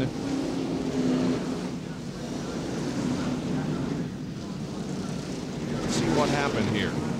Well, I looked up and saw him about 3 abreast off turn 4 and said there must be going to be a wreck here. And sure enough, there we see Kyle Petty, Hut Strickland, and Johnny Benson. There we see Kyle and Hut making contact, and there Hut just barely touches Johnny Benson as he goes by. The camera follows Hut Strickland because he's crashing, but meanwhile, Johnny Benson is crashing down in turn 1. Slid all the way down the front stretch and crashed down in turn 1. And then Dave Marcus apparently slowed down, probably got hit from behind, and he spun out. There's Dave Marcus as the NASCAR officials signal to the pit crews that the caution is out once again. This is Wally Dallenbach's on board.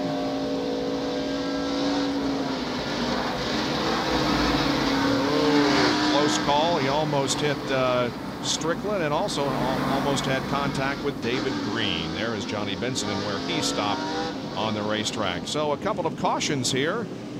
262 laps now in the books. We'll take a break and be back with more in a moment. A record crowd is here tonight with more than 141,000 people, and more seats are planned for the spring race. 12,738 more seats will be built down in turns 1 and 2, bringing the capacity to more than 147. Tickets go on sale next week. We're back to caution. Tony Stewart, Benny, you big dummy, was in front at the end of 250 laps. It was under green, so he wins the $10,000. I think what happened, they came around and got the caution on lap 250, but that counts because he was still under green until we got to the start-finish line. They're the top 3, Gordon, Martin, and Tony Stewart. Take a look at our Bud race recap. Jeff Gordon has only led 17 laps. Tony Stewart has led 225. We've had 3 lead changes, 6 caution periods, holding the average speed down to a little over 88 miles an hour. The 3 leaders, Stewart, Rusty Wallace, and Jeff Gordon. You see Kyle Petty down on the inside there. Apparently he had some damage to his car. He just now came out from behind the wall or out of the pits. So he must have, he was about 8 laps down. So he had to go ahead and make repairs. Only one car officially out of the race. That is Ricky Craven. For those of you just joining us, Dale Jarrett had trouble earlier in the race. Spent 156 laps behind the wall. Is currently shown in 40th position. The 1 of Steve Park and the 5 of Terry Labonte take the 11th position away from Jeffrey Bodine.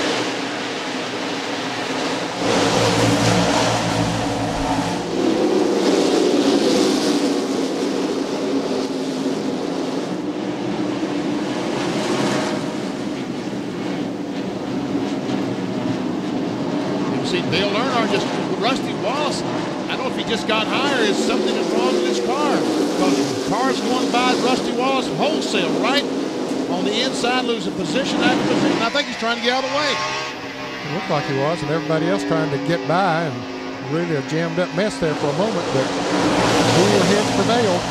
Jerry Punch, what's the problem?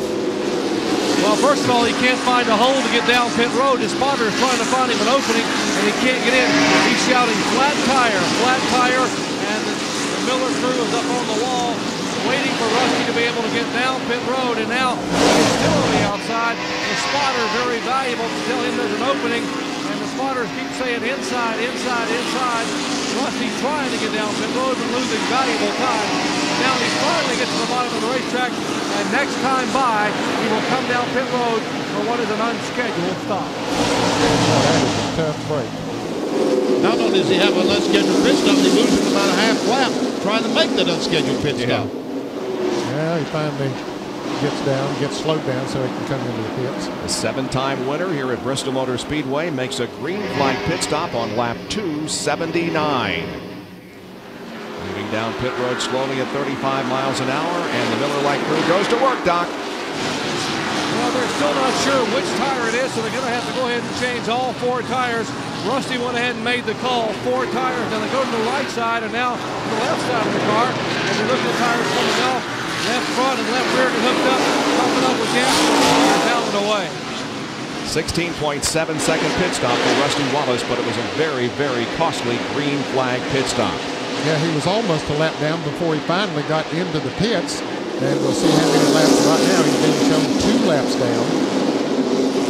So that will be very, very difficult to make up because so far tonight he has not been able to run with Jeff Gordon and Tony Stewart. Watching the battle for 4th position here, that's Bobby Labonte right behind Sterling Marlin, and Labonte tries to get to the inside and get 4th from Marlin and does.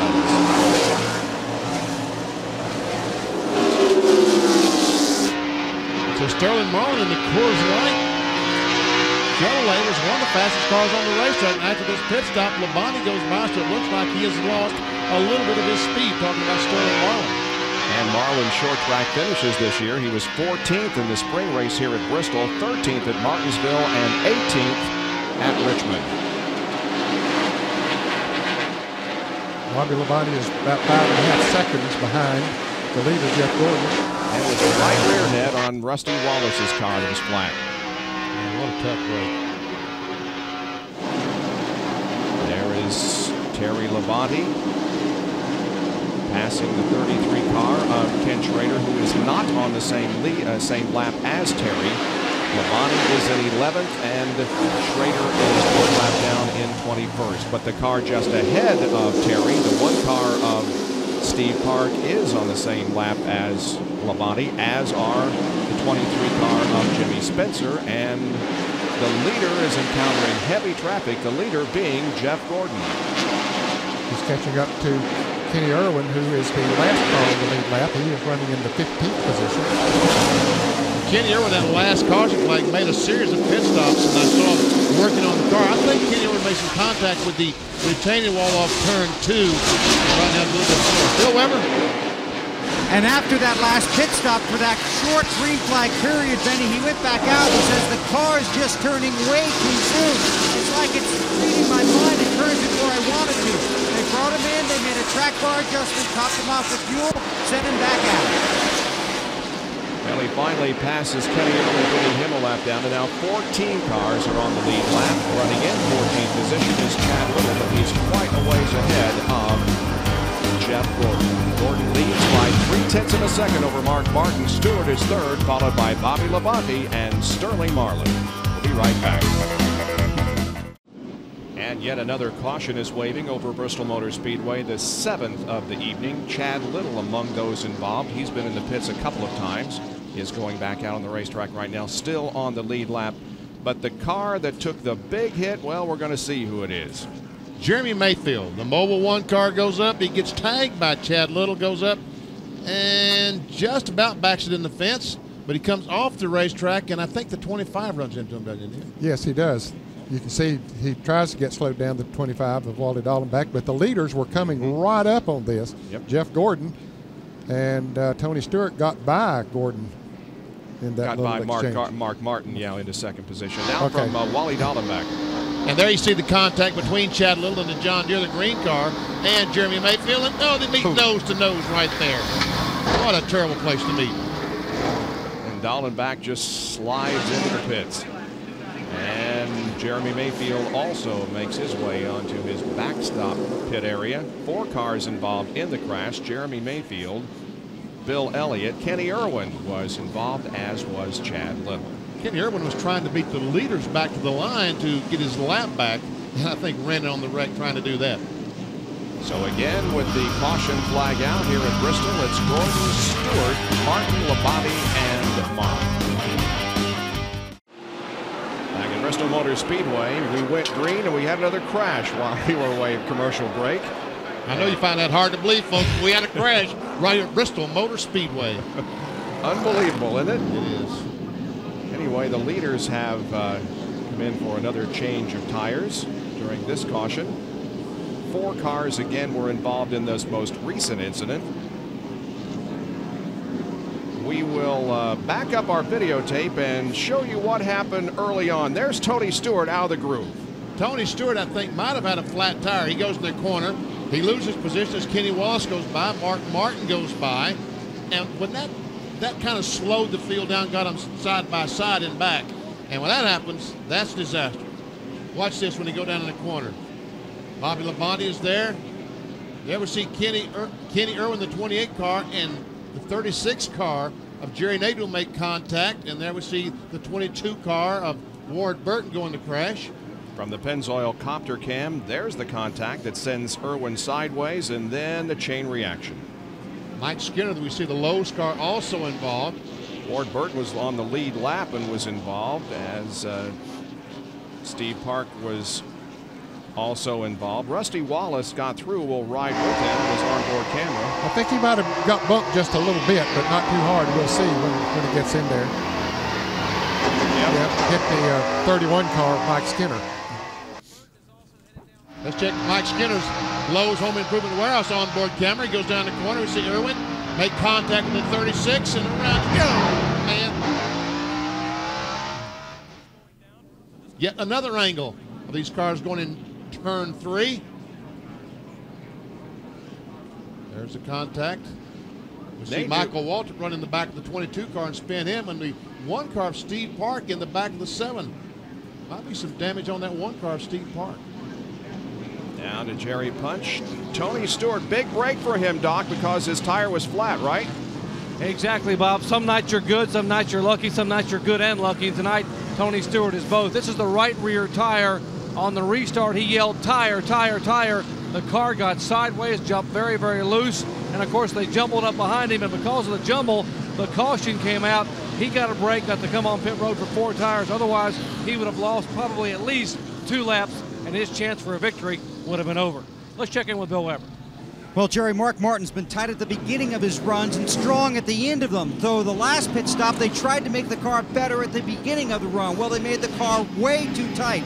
So Mark came in, got 4 tires and a track bar adjustment, then got pinched in by other cars coming down pit road and lost several positions. Last time I checked, he was back to 9th. Now he's very concerned about traffic on the restart. As for Sterling Marlin, another strong run for him here at Bristol. His car, they'd only made a track bar adjustment earlier in the race. This time, the car was getting too tight as the track is changing. They raised the track bar just a little bit, gave him 4 tires and fuel. John. Mentioned that Steve Park had run into the back of the 7 car. He was on the lead lap at the time, but now he's losing laps in the pits as the team has to put a new radiator in the car. When he got into the back of Michael Waltrip, he broke his radiator, so he's going to lose a lot of valuable time here on pit road. These cars off. Be ready now. Now, the first 5 cars did not pit on this. Jeff Gordon won the race off pit road. Great. Currently is in the 6th position. The leader is Terry Labonte. Dale Earnhardt is 2nd. Jimmy Spencer is 3rd. Jeffrey Bodine 4th. And Ricky Rudd is in 5th position. Those 5 did not make pit stops during this caution. But they stopped about 10 laps ago, so it's not like they're out there on old tires. They only have about 5 or 6 laps on the tires they have on the cars.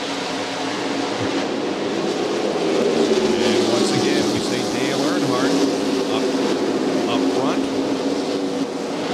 Jeff Burton had got back on the lead lap, but you can see he's getting past right there now. He was out in front of the leaders, thought he could stay out there and hope for a caution, but now he has gone a lap down. And also the 30 car of Todd Bodine right in front of Terry Labonte. The Brian Meats car is on the tail end of the lead lap in 15th position.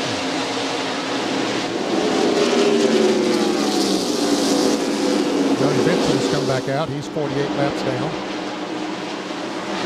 Terry Labonte in his 625th straight NASCAR Winston Cup race and his 41st straight here at Bristol.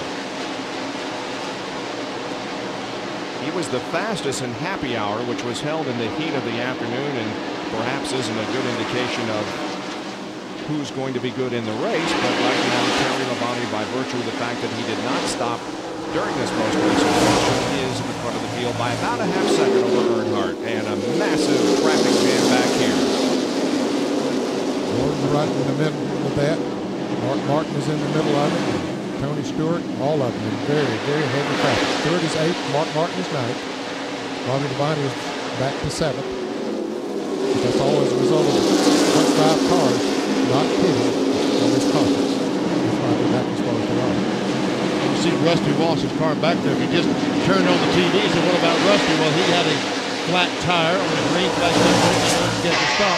So he's a couple laps down back in 25th position. And if you are not aware of what happened earlier in the evening, points leader Dale Jarrett had a couple of crashes early on. He's 156 laps down in 40th position. And Terry Labonte trying to put Todd Bodine down a lap. Todd Bodine had gotten back on the lead lap as a result of the pit stops there. Meanwhile, right behind Terry Labonte is Dale Earnhardt in that Goodwrench Chevrolet. Down to Bill Weber. The reason Terry Labonte is out of sequence on his pit stops is because when he pitted 2 cautions ago, his car had gone from bad loose to tight, tight, tight. So they took 2 rounds of wedge out and made an air pressure adjustment. Terry said the car was halfway better. He pitted when no one else did because he was only going to lose 4 positions. They took another round of wedge out. The car's better, and he won in the track position battle. John? Dale Earnhardt also pitted on that same sequence as Terry Labonte. Nothing wrong with the car, just a slight air pressure adjustment. Still a little bit tight in the turns, but they figured, hey, we're pitting on the backstretch. We're at a disadvantage. We need to do something to change our luck. So let's get off sequence with Martin and Jeff Gordon, those guys, and see what happens. And it played, the next caution period played right into their hands. Earnhardt getting around Todd Bodine now to set sail for Terry Labonte to try and lead this race. And all the cars will have to make at least 1 more pit stop before the race is over. 317 laps are now completed. Terry Labonte, who has finished 13th in the last 2 runs here at Bristol, is the leader of the race with Dale Earnhardt in second. Back in a moment. Bob Jenkins, Vinnie Parsons, Ned Jarrett, John Curtin, Bill Weber, and Dr. Jerry Punch back at Bristol Motor Speedway. It's the Goody's Headache Powder 500. 326 laps completed. Terry Labonte leads Dale Earnhardt, Jimmy Spencer, Ricky Rudd, and Jeff Gordon. Those are the top 5. Seems very familiar. Back about 1995, didn't we see these 2 battle to the checkered flag with Labonte sliding across the finish line and then banging into the wall? Yes, we did. As a matter of fact, on NASCAR today, he talked about that. That had to be his most exciting race here at Bristol Motor Speedway, winning in victory lane with the thing all radiator all broken. Back in 9th, 10th, and 11th place, 8th, 9th, and 10th, we have Tony Stewart, we have Michael Waltrip, Mark Martin, and there's the 40 car of Sterling Marlin also. And Bobby Labonte leads that group. And Michael Waltrip looked like he was going to try to pass Tony Stewart on the outside. He was involved in that wreck up there a few minutes ago, wasn't he? Well, someone ran the back and we see where he knocked off the back bumper, but He's a lap down now as a result of that. No, he's not. He's not a lap down. He's in 9th place. 9th place, There was, for a moment there, he was being shown a lap down. But he had to go back to the start finish line. Yeah, the Joe Gibbs teammates, Bobby Labonte and Tony Stewart. Stewart has clinched the 5 bonus points for leading the most laps here tonight. He was out for 225 laps. No one can lead more than that now. And he looks to the inside. Meanwhile, here comes Martin up on the outside.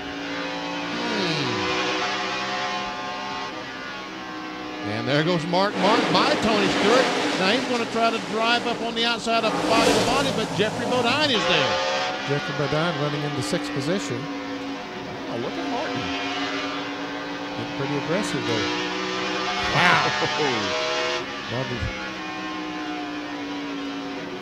Well, that great home run battle between Mark McGwire and Sammy Sosa continues. You'll be able to see Mark McGwire in action with his St. Louis Cardinals and the Atlanta Braves on Sunday Night Baseball on ESPN at 8 o'clock tomorrow night. Coverage begins at 7:30 with baseball tonight. That's tomorrow night on ESPN. For more, log on to ESPN.com, part of the Go Network, go.com.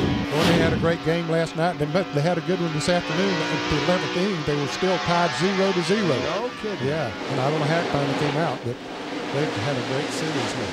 You can check Sports Center tonight, Dad, to find out about all the things that happened on baseball. Right after our coverage of this race. And we have 165 laps to go. We're watching the 7th and 8th place competitors, Bobby Labonte and Tony Stewart.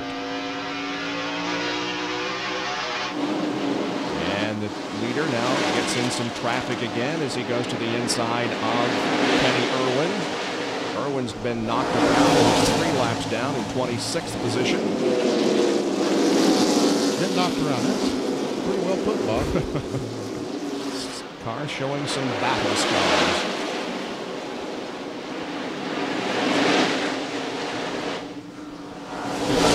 Back after 9 car, the Melling car, back on the racetrack after the contact with the outside retaining wall. Speaking of the Atlanta Braves, the car being sponsored by the Atlanta Braves this weekend.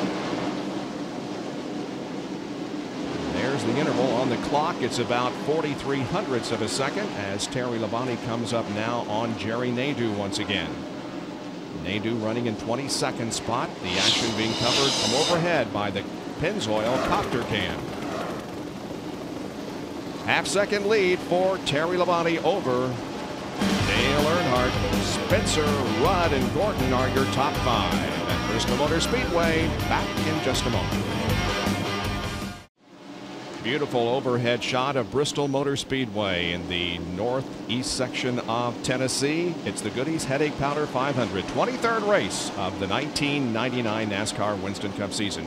You know, the official NASCAR website, www.nascar.com, has a lot of features, one of which is at just about every race, a half hour afterwards, one of the ESPN announcers gets on and does a chat with some fans. I did it last week after Michigan and had a great time. Appreciate the great questions from the very knowledgeable motorsports fans up in the Michigan area. So check it out at www.nascar.com.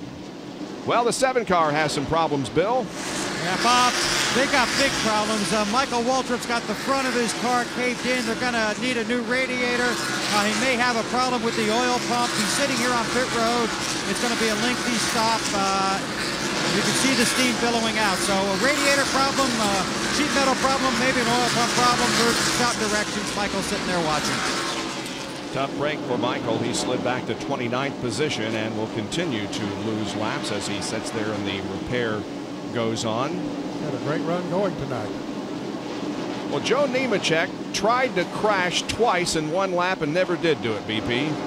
No, he didn't. Check this out. Well, you can see the blue car being hit by the white car of Brett Bodine. Almost lost it there. Don't know how he hung on to it. Went into the corner ahead of Brett. Here they come off of turn 4. And they make contact once again, and he still hung on to it. Man, oh man. Rusty Wallace is going to check it out. There they come off turn 2. Oh man, great job by Nemechek. But he drives that baby back down in the corner. Oh, different. That was off turn 4. That was not off turn 2. That was the second hit. All right, here comes the leader, Terry Labonte, through some traffic now. He's put a little bit of traffic between himself and Dale Earnhardt. Now 3 cars. As Earnhardt goes to the inside of his teammate, Mike Skinner, and gives him a kiss. Tell you what, they made a little bit of contact there. That might have knocked that. But look, we see some sparks coming up from under the 3 car. John, what's going on? Benny Dale hadn't said anything about that, but he did a few laps ago radio in and tell the team, and you see sparks flying from the cars. He bottoms out in the turn. Told the team the car had gotten extremely tight, hard to turn in the corner. So they're hoping to hang on and in the next pit stop, make another adjustment and be good to go to the end. There are the sparks. It's pretty obvious. Meanwhile, Labonte has pulled away by more than a second over Earnhardt. Like the right front tire lost some air and letting it go down some more and drag the racetrack. But I don't know. Right now, Terry Labonte, these guys are not making much progress on gaining on Terry Labonte. As a matter of fact, he ran 111 miles per hour that last lap, and the next one fastest was Earnhart at 110 miles per hour. And how about Jimmy Spencer, who is in 3rd position, has been strong all night, started this race 24th. He's one of those pitting on the backstretch, but still running in 3rd. Of course, Earnhardt is also pitted over on the backstretch. John Kernan, more on Dale Earnhardt. Bob Dale Earnhardt just radioed in and told the crew, I think I knocked the right front fender down onto the tire. So they're going to have the spotter keep a close eye on that, because if it's hitting the tire too much, of course it could eventually cause it to go flat. And if a right front goes flat at Bristol, especially when you go into the turns, you're going to hit the wall extremely hard. And he did that when he tried to pass his teammate Mike Skinner.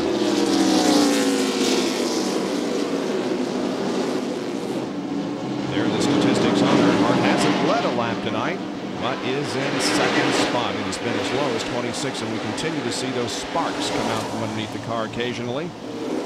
Now that last lap, Dale Earnhardt ran faster than the leader, Terry Labonte. He ran over 111 miles per hour. So what we're seeing evidently is not hurting the performance of the Goodrich Chevrolet. Yeah, he's shaved the interval down to less than a second now. It's 82 hundredths of a second to be exact. And sparks here at Bristol tonight is not that unusual, because the car bottoms out a lot.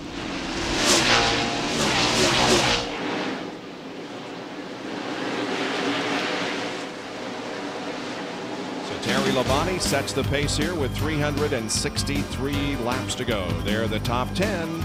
Back in a moment. 129 laps to go in the Goody's Headache Powder 500 from Bristol Motor Speedway. You've joined 141,000 fans who have gathered here tonight to see this spectacle under the lights. RPM tonight at midnight tonight on the Deuce. We'll have the preview of the Grand Prix of Belgium, which is run tomorrow. We'll recap this race, and the Pep Boys Indy Racing League is in action at Pikes Peak International Raceway tomorrow. The preview at midnight tonight on the Deuce. For more, log on to ESPN.com, part of the Go Network, go.com. Terry Labonte leads, but it's only about half a second now over Dale Earnhardt. There they are with the current points leader of the Winston Cup Series, Dale Jarrett. He was in between them. Now here comes Dale Earnhardt to the inside of Jarrett. Jarrett is running in 39th position. He is 158 laps behind. That was because he spent that much time getting repairs to the car. And the points have been shaved by 100. 214 now. Mark Martin behind Jarrett in the battle for the 1999 NASCAR Winston Cup Championship. Mark Martin currently being shown in the 7th position. He's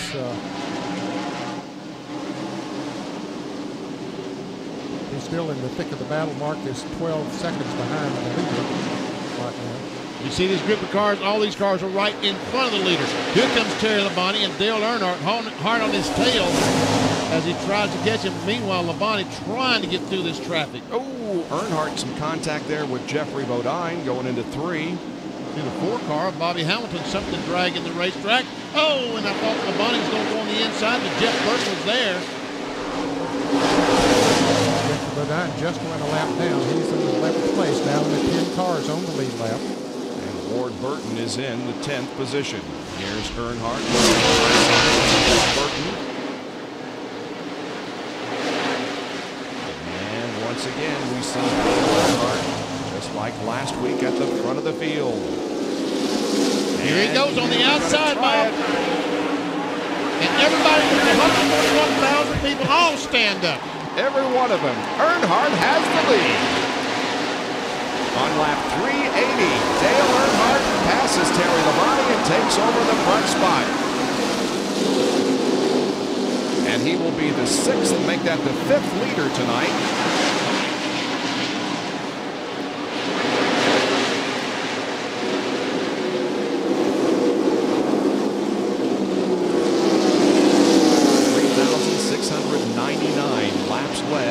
Bristol. Here's the Hardee's Field summary. Right now, everybody in the top 5 in points are staying the same. In the second 5, Labonte moves up 1. Wallace goes down 1 in the point standings. Schrader and Marlin gain a couple of positions. And the next car to go a lap down is just ahead of Dale Earnhardt. Ward Burton in the 22.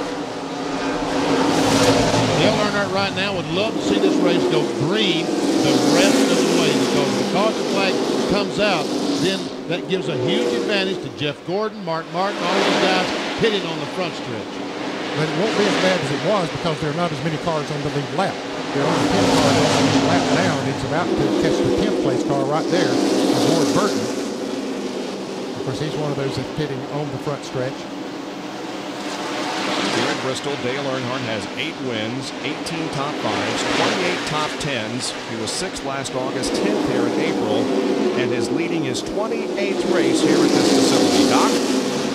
And Bob, remember back in April when he wrecked his primary car in happy hour and they had to roll a backup car out of the truck and they were working on it? In fact, he himself got out in his fire suit and was trying to get the car ready.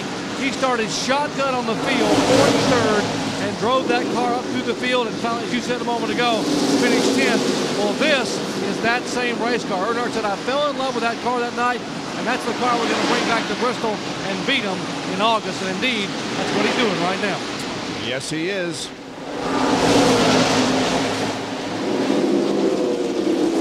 Remember, he is off sequence as far as the fifth. Not by a whole lot, but everybody will have to make, as you pointed out earlier, at least one more pit stop. And certainly they're within the window now. 12 laps to go. They can go the rest of the distance. Stop any time now. Once again, down the left side tires down on the apron of the racetrack. Passing Joe Nemechek, who now is 2 laps down, or almost 2 laps down, in 17th position.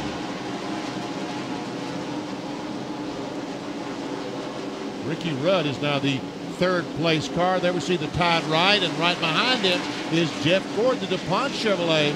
He is currently in 4th place. And check our AutoZone on-track interval between Earnhardt and Jeff Gordon. And then we see that Jeff Gordon has closed in almost a second and a half on Dale Earnhardt in the 5 laps between lap 383 and 387. And now just a couple of laps later, Gordon is right on the back bumper of the tied ride. There's Jarrett getting passed once again. It's been a tough night for Jarrett, but he admitted in the interview that his original problem was his own fault, just perhaps a little bit over-aggressive at the start. But it's one of the few times in 1999 that Dale Jarrett has had problems. Now Gordon's going to look on the outside of Ricky Rudd.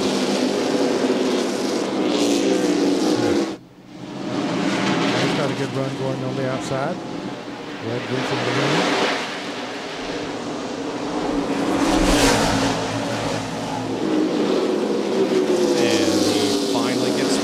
So move Jeff Gordon up into 3rd position. Laps continue to click away. Just a little more than 100 remaining now in the Goody's Headache Powder 500 from Bristol Motor Speedway. Dale Earnhardt leads Terry Labonte. Goody's Headache Powder 500 NASCAR Winston Cup race on ESPN being brought to you by Polaris Watercraft. Ride the best. By Quaker State for protection beyond 3,000 miles under any driving conditions. And by the more than 2,700 AutoZone stores across America. AutoZone, the best parts in auto parts. In just about 1 hour from now, at the conclusion of our coverage of this race, you'll be able to go to the source for sports news, the one that you have come to know, love, and trust over the past 10 years, SportsCenter. That's coming up next with Trey Wingo and Steve Levy with the report on several stories, including the Major League Baseball playoff race, Tigers' tail, Tiger Woods, and college football openers that happened today. SportsCenter is at 11 o'clock Eastern Time here on ESPN. But we have 96 more laps to go, and the question is Dale Earnhardt going to win this thing? If it goes green the rest of the way, he has an excellent chance to win this race. But you're right that if it goes green, caution flag will put him at a disadvantage because Jeff Gordon will be able to pit on the front stretch. See, everybody's going to have to pit one more time. Well, right now, Jeff Gordon's running about 4 1/4 seconds behind him. So, but if the caution comes out, he makes that up, plus any advantage it might have in the pits. So, but if they pit on the green flag, no one has a clear advantage, so Earnhardt can maintain that 4-second lead. Well, Earnhardt is the fastest car on the racetrack. At least that last lap, he was faster than anybody else. And this time also is the fastest, over 110 miles an hour. We're following him on the Pennzoil Opter Cam. 110.213 was his speed last lap. That was just a little bit faster than Terry Labonte, who was second quick at 109 plus. And Earnhardt now moving to the inside of Chadwick.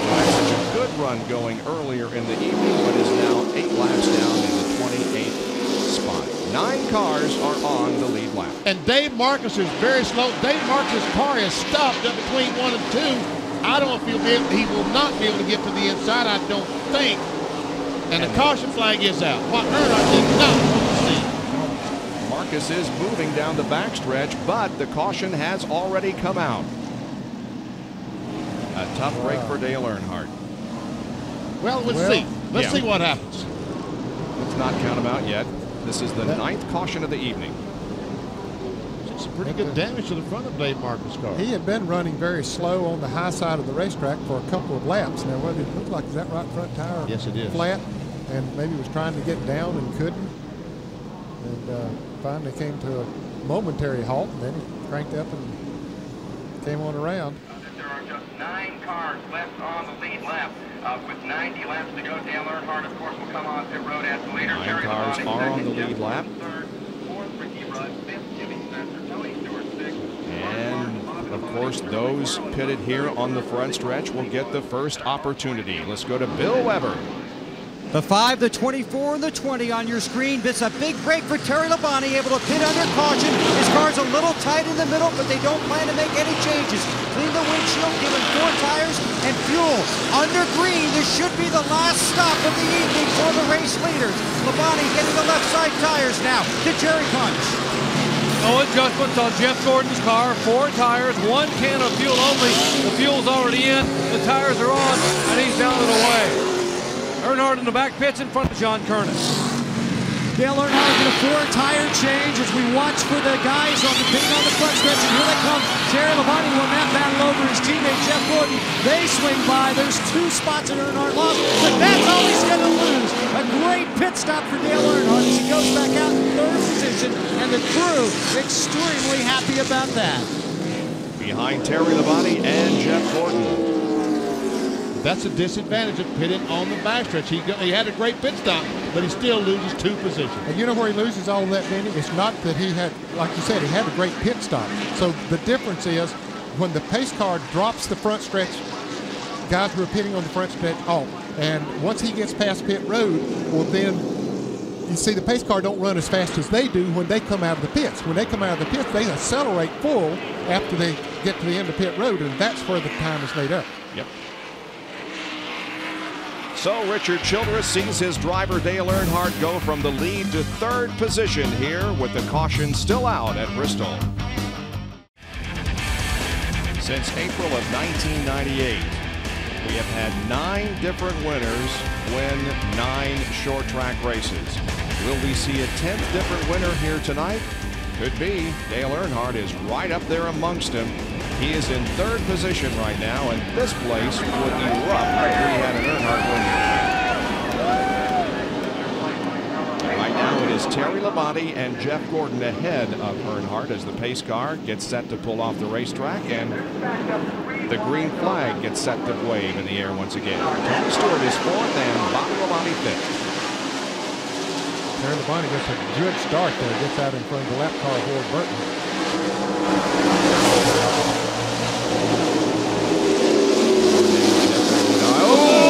Earnhardt goes in some contact with Jeffrey Bodine. Didn't lose a spot.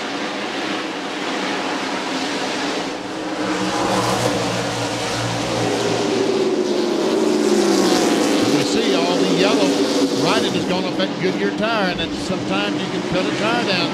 It looks like Earnhardt's going to be okay. Ward Burton getting a lap back, getting by Terry Labonte. That allows Jeff Gordon to catch right up to Terry Labonte. Terry wanted to keep that lap car between he and Gordon, but couldn't quite do it. It was fast here on the restart. And he's in 10th position. Jeff Gordon looking on the inside of his teammate. Can't quite get that run he needed.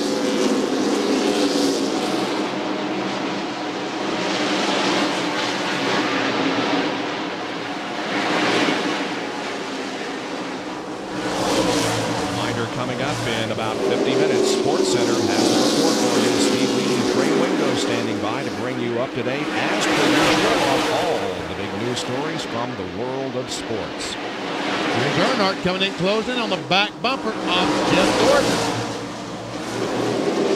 The time by Earnhardt was faster than the front two cars. About a mile per hour faster. Dale Earnhardt has recorded top 10s in 7 of the last 8 races. He has 14 top 10s in 1999 versus 8 last year after 22 races.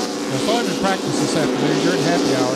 He and Jeff Gordon. Gordon ran up on Earnhardt, got him very loose and passed him. A few laps later, Earnhardt just got right up under the back bumper of Gordon like he's trying to do right now and trying to get back into the DuPont Chevrolet race. And he did it in practice. Let's see if he can do it here. They're both masters with that. Well, the leader's going by Chad Little, the John Deere car, who had a terrific run going earlier on. Some kind of mechanical problem has reared its ugly head. There's Bobby Labonte, Mark Martin, and Ricky Rudd as they run 5th, 6th, and 7th. And Jimmy Spencer back there in 8th spot. And Earnhardt's going to the outside of Jeff Gordon in 1 and 2 for that second spot, and the crowd goes nuts.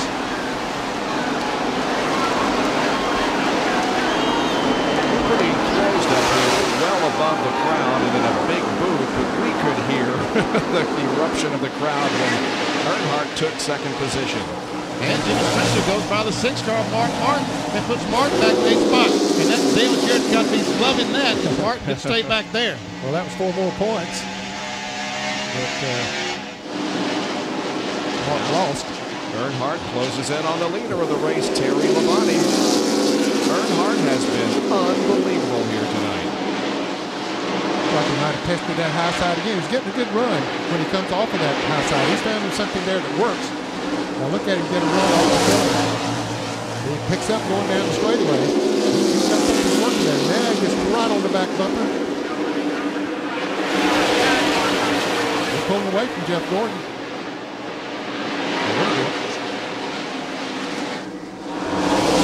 Tell Dale Earnhardt that depending on the backstretch is a disadvantage because it just makes you meaner. Not in a physical sense, but determined is perhaps the correct word. Here he goes. We'll try that movie made on Jeff Gordon. This time he'll dip to the inside. He got that run, but couldn't quite do it. He's setting him up. He's working. He's got something going. But I'll tell you, Terry Labonte is no slouch when it comes to knowing all of those tricks. Short track experts here going at it. Tony Stewart is closing on back on the back bumper of Jeff Gordon. Our pole sitter ran so strong earlier on. And now Stewart inside of Jeff Gordon in turn 3, and Stewart goes to the 3rd spot. I thought it did him right here.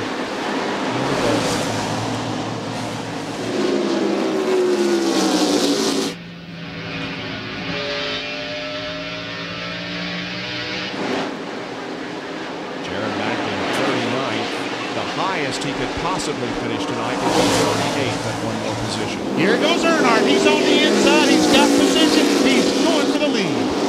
Off of corner number 4, Earnhardt will take the lead from Terry Labonte on lap 4:36. And look at this 20 car coming. Tony Stewart is on a mission. It didn't take him long to run him down. Rushing out around Jeff Gordon. Good 3-car battle going on here. Earnhardt, Terry Labonte, and the rookie Tony Stewart. Jeff Gordon not too far behind.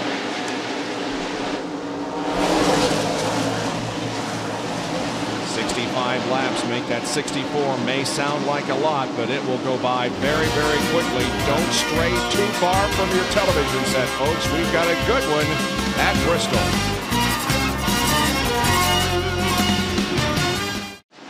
Over 55 laps to go here at Bristol. We have a new leader. Terry Labonte was able to get by Dale Earnhardt again. So put Terry in the front position. Sports Center is coming up at the top of the hour in about 45 minutes from now with all the reports on the big stories in sports. Sports Center at 11 o'clock Eastern Time.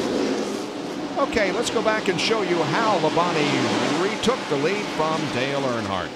Got a great run off turn 4. Goes in turn, and Earnhardt goes in the corner, drifts up the hill, and Terry Labonte just drives in on the inside. And now has about a half-second lead on Earnhardt, and Tony Stewart is looking for second.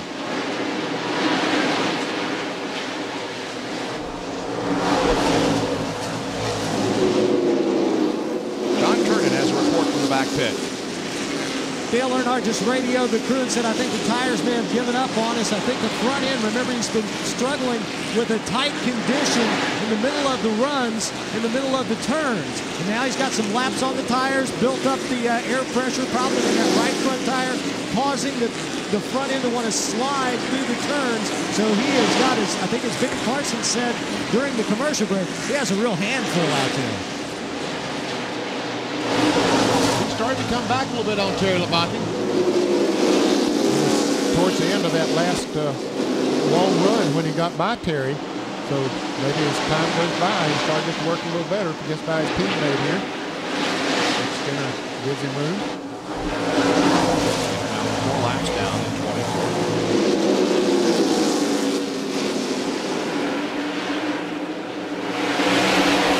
Cars running basically together, then back into 4th position, but some waiting for him to cross the line. 2 1/4 seconds behind the leader in the 4th place car of Jeff Gordon, with Bobby Labonte hanging in there in 5th. In 6th place is Ricky Rudd. Mark Martin moved back to 7th, getting around with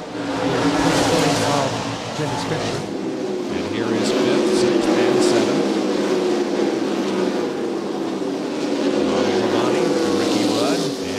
Martin.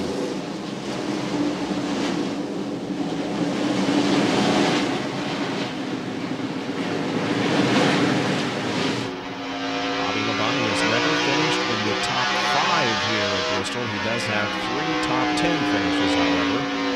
So if he stays where he is now or moves up, he will record his first top 5 finish in 13 races at Bristol High Banks.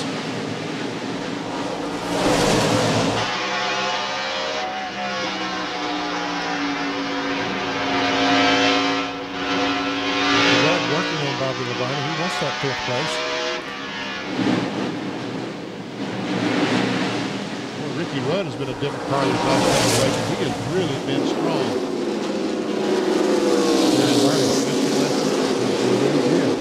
Terry Labonte just got around Ward Burton, put his back a lap down. Remember, Ward got back out in front of him on the restart, and his tires are going away. Dale Jarrett has moved into the 38th position, but that is as far as he can progress. Dale Jarrett with a very disappointing and points-losing night. He had problems early on, and then had a second encounter with the wall, and as you can see, as of right now, Mark Martin is 217 behind. He came in 314 behind Dale. So a loss, but still a rather comfortable lead here. There's second and third, Earnhardt and Tony Stewart, but Terry Labonte is the man in front at the Bristol Motor Speedway. August of 1995, Terry Labonte coming down for the checkered at Bristol, gets hit by Dale Earnhardt, slides across the line, wins the race, hits the wall big time, and coming into victory lane, a very tore up and smoking Kellogg Chevy. But Terry Labonte drove to victory lane that night 4 years ago, and we have the same 2 drivers running first and second here tonight. Labonte is the leader, Earnhardt running second. There's about 2/3 of a second of the lead. And Earnhardt has Tony Stewart right on his back bumper. can see there how far Labonte is ahead. That's got a couple lap cars between them now. Here's a Hardee's Field summary with the point standings as of now. No changes in the top 5 in points. But in the top 10, Labonte up 1, Wallace down 1.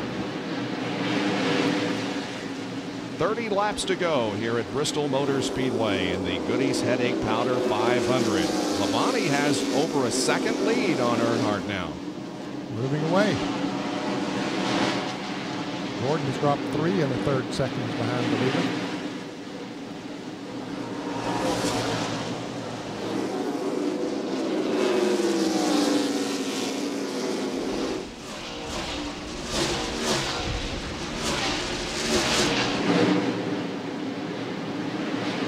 Center is coming up next at the top of the hour in about 35 minutes from right now. It's unbelievable how much this race changed from the beginning of the race until the end of the race. The cars that were really fast at the very beginning are now struggling to get around the racetrack. The cars that were fairly slow, not slow, but about a 10th to 15th place car at the beginning are now the leaders of the race, Terry Labonte and Dale Earnhardt. I wonder if that's because of the change in condition of the track. It's gotten cooler, of course, as the evening has gone on. It looks like to me that the racetrack really came to Terry Labonte, and it's really helped his effort to go to the front. And guys like Jeff Gordon and Tony Stewart, they seem to be struggling with the cool racetrack. Stewart has been working on Dale Earnhardt for several laps, but just cannot get by the 7-time Winston Cup champion. However, and remember, Benny, it was great communication between driver and crew chief that helped Terry Labonte find the handle here. They tightened the car up way too much. Then they backed it off a little bit. Then he made that out-of-sequence pit stop under yellow, backed it off a little more. They hit the setup. They made a slight air pressure adjustment on that last pit stop. And now Terry could be headed back to victory lane at Bristol. He won in Texas earlier this year after starting in 4th position. Terry Labonte started in 9th, and with less than 23 laps to go as the leader of the race. That last lap, however, Dale Earnhardt was the fastest car among the top 6. But Labonte's involved in some traffic again as he goes to the inside of Bill Elliott. Bill is back in 36th position, 96 laps behind the leader, 97 now. Tell you what, Earnhardt is not that far back. One little slip by Labonte, and Earnhardt will be right there on his back bumper. But now we've got traffic on the inside, outside. That's going to hurt Earnhardt's progress just a little bit.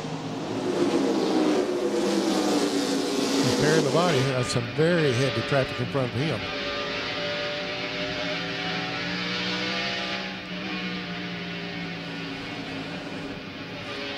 Quite a while since DJ watched these guys just go blowing by him like that.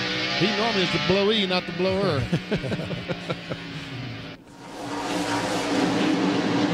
No, I've got that back from he's the blower, not the blower. Tonight, they just being passed. That's easy. right. 19 laps to go.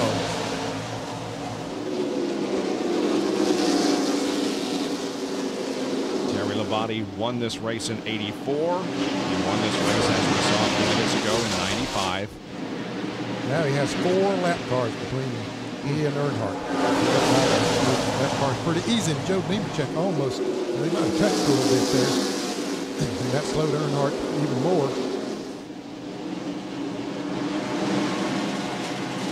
Now he's 1.17 seconds behind. Mike Skinner back there smoking in that Lowe's car. Started a few laps to go and still continues to smoke.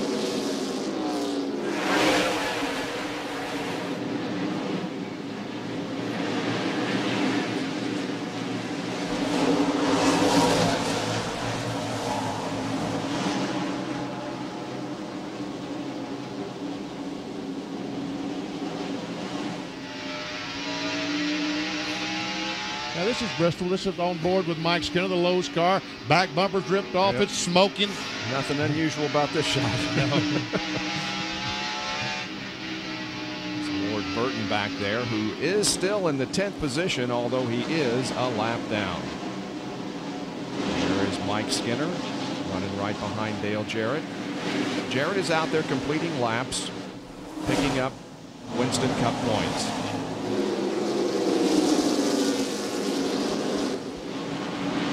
And now with 13 laps to go, the interval is exactly 1 second between Labonte and Earnhardt. And Bobby Labonte has a problem. Bobby Labonte smoking going down into turn 1. Smoking badly. So the 6th place car is in trouble here, smoking badly all the way around the racetrack. And he's getting the black flag. And this is the onboard camera with Bobby, and boy, you can't see anything. And the man was in 3rd place, and of course this is going to hurt him. He won't gain as many as he could have. He does not have a DNF in 1999 at all, and Jeremy Mayfield has crashed. And Terry Labonte, the leader, is spinning, and Dale Earnhardt takes the lead. What happened? You wonder if it's oil from his brother's car, the 18 car, Bobby Labonte. He went a lap there with that car smoking very badly. Andy Gray said this can't be happening. This cannot be happening. Less than 10 laps to go. The leader of the race, Terry Labonte, spins, putting Dale Earnhardt in the lead. Now then, will any of these guys make a pit stop? I would guess that maybe the guys that's on the tail of the lead lap will make a pit stop. Yeah, they'd have nothing to lose. Sterling Marlin, Jimmy Spencer. Well, maybe Terry Labonte now. He's way back there. He's back in the 6th position. And the smoking 18 car of Bobby Labonte is still out there. Well, he came down pit road, but when he saw that caution come out, he came back out to run these caution laps. And here comes Mark Martin and Terry Labonte in, and Sterling Marlin. So indeed, the guys that were running at the back of the lead lap are in. Bill Weber. Well, Terry Labonte is very angry, did not say exactly what happened. Meanwhile, he's in here to get 4 fresh tires, and then they'll send him back out. Martin also on pit road. Sterling Marlin pits behind the 5. They'll try and get as much as they can with as few laps left as possible. Terry Labonte on his way. He smoked some, that says a lot right there. Now, he took 4 tires. Mark Martin and Sterling Marlin only took right side tires. Down to John Kernan. Dale Earnhardt, your leader, did not come in and pit. He wanted to come and take on 4 tires. They told him, Dale, you are the 7-time NASCAR Winston Cup champion. You can do it. Well, he could very well do it now with less than 8 laps to go. Here's a replay of Terry Labonte's spin up in turn 3 and 4. Well, if you watched the 12 car, Jeremy Mayfield was sitting against the inside retaining wall. NASCAR threw the caution flag. When they did that, Terry Labonte backed off to the caution, and Darrell Walker just touched it in the back bumper and spun the Kellogg's Chevrolet around. Oh, man. Now here is Jeremy Mayfield's wreck from Wally Dallenbach's perspective.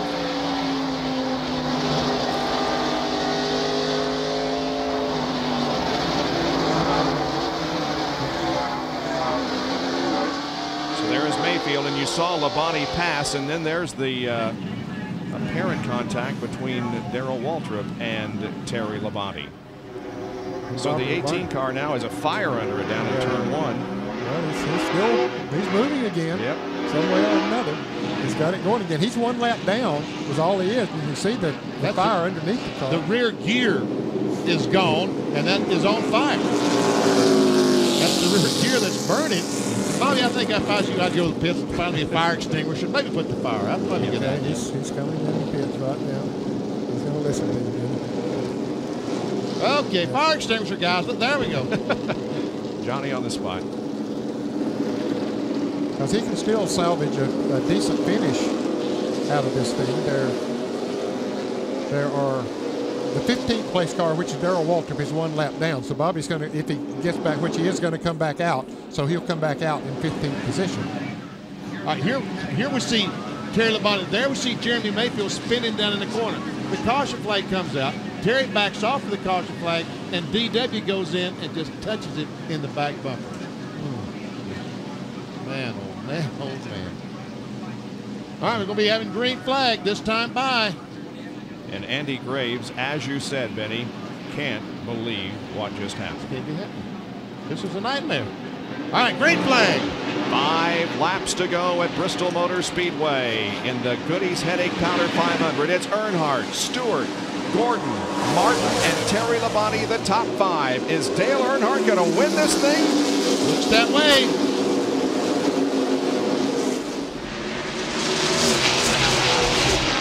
Terry Labonte on the inside of Mark Martin. He goes by.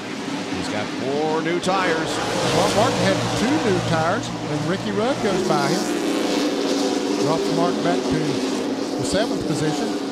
And here comes Labonte by Gordon. He's moving. Man on a mission. He really is on a mission. And of course, he has those 4 fresh tires, as you say. If he can get by Stewart, which it looks like he will. Man, oh man, look at Labonte go. He's got 2nd, and they're coming up on 2 laps to go. He's going to catch him. Can he pass him? This might be deja vu all over again, but in reverse.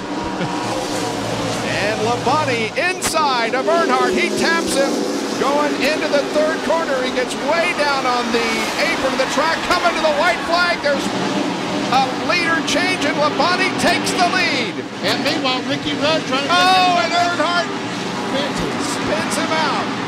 Oh, man. And Tony Stewart is involved in the crash, as is Mark Martin, Sterling Marlin, and several others. Dale Earnhardt takes the checkered flag. And Jimmy Spencer ran 2nd. Bristol.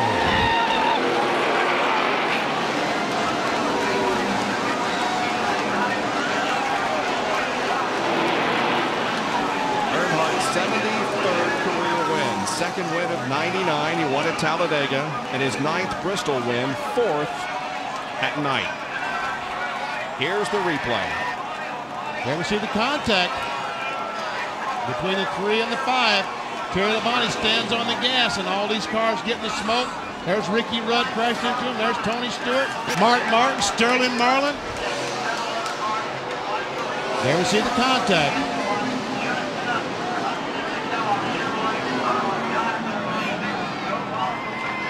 Yeah, that's too bad. There will be talk about this one for a long time. John Kernan with Richard Childress. And Richard, man, what a way to win one. I'm sure a lot of people are going to be talking about the little move over there, but congratulations. You know, I couldn't tell where I was at, what happened. All I seen him spinning when he come around. You know, I'm happy for the Jim Goodwrench team. You know, we needed to win, pulled it off. Tickle to death for Dale Earnhardt. What about the effort that the guys back here on the crew did hitting on the backstretch, because that is such a handicap? You know, we would have probably pitted there at the end, but it wasn't no way we could pit when you with the backstretch speed and everything. There was no way that we could come out and beat them. We were just going to lose 3 or 4 spots, so wasn't no way we could do it. All right, congratulations, Richard.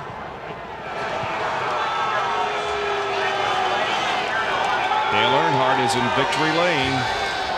It's the lowest start ever for a Bristol winner, and only the 2nd time that a driver has pitted from the backstretch and won. Davey Allison did it from the 19th starting position in the spring of 1990.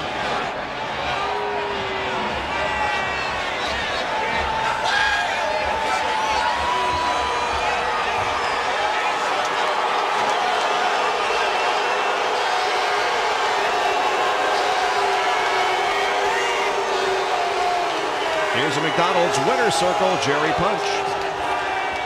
Well, Dale Earnhardt climbs out with his 9th victory at Bristol. And Dale, that's what Bristol's all about. Take us through those last couple laps. Well, we knew we didn't get tires, and I didn't know who got tires behind us. All I knew is I needed to protect that bottom and try to go. And Terry got into me in the middle of 3 and 4, and I was going to get back to him and just rattle him. I wasn't going to wreck him, but I got to him and he turned him around. So didn't mean to really turn around, meant to rattle his cage, Joe. You had an outstanding effort coming from 26 to the front. The track come to you tonight. Well, not really. The car was still a little tight center, and I don't know. This is a heck of a way to win. I'd like to beat Terry and raced him back, side by side. But like I say, I got into him a little bit to get by him, and it got him loose and spun him out. But the Goodwrench team, Richard Childress, all the guys, they did a great job. We just lucky to be there at the end. on the last restart, Dale. It looked like you were able to charge and go by Labonte, and he went back by you. Did your tires heat up a little bit and go away? On the last restart, he had stickers, didn't he?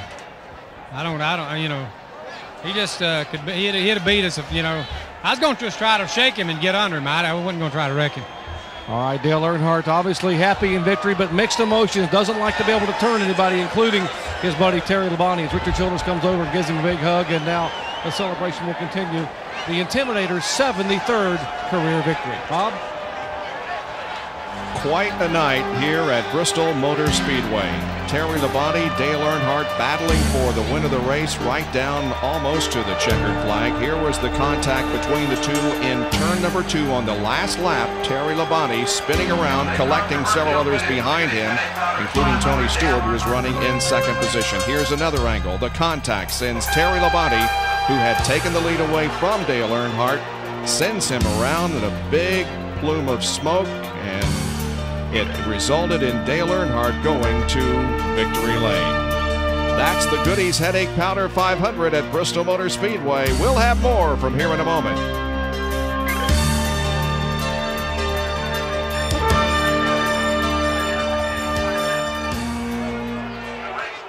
Well, it was a very controversial finish to the Goody's Headache Powder 500 here at Bristol, with Dale Earnhardt and Terry Labonte having contact on the last lap. Labonte spins, Earnhardt wins the race. And there was a lot of other activity in the world of sports today. The college football openers.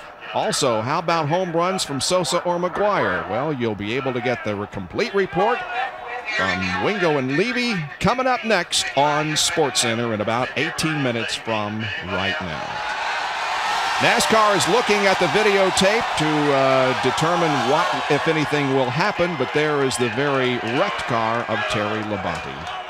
Here's a replay going down to 1, and Labonte drives that baby in hard. We see sparks from the right front, and there's a contact from Earnhardt and the Goodwrench Chevrolet, and around he goes. Bill Weber's with Terry Labonte. And we're back here behind the rig, and Terry Labonte has emerged and is talking to several members of the media, explaining exactly what happened in the closing laps of the race and even in the final lap. And first of all, Terry, a great run for you tonight. Take us through the closing laps. Well, our car was awesome there, and you know, the flag came out, and with 66, what's his name, turned me around down there, and I don't know what I mean, you know, there was oil in the track, and the caution was out, and it just wrecked me. And so then we got new tires, came back out, and I got wrecked again, so it wasn't my night. You got the 4 fresh tires, you came out, you were very quick, you passed a number of cars, you passed the 3, then walk us from that stage to the end of the race. Well, I passed him down the front straightaway, and he hit me in the corner down there in 1 and 2 and turned me around. And that's about it. Obviously, he said he planned to get up to you, had no intention of taking you out. He never has any intention of taking anybody out. It just happens that way. Okay. Well, Terry Labonte had a great run here tonight. Certainly not the finish he was hoping for. Bob? Thanks for talking with us, Terry. It certainly was a controversial finish, to say the least. And I don't think there have been very many fans move from their seats. No, there's a few people leaving. Most of them are just sitting here, standing here, numb. Stunned. Stunned, right. Well, Jimmy Spencer, according to the unofficial finish, finishes second. Ricky Rudd third. Terry Labonte fourth. And Tony Stewart finished in fifth position. More from Bristol in a moment.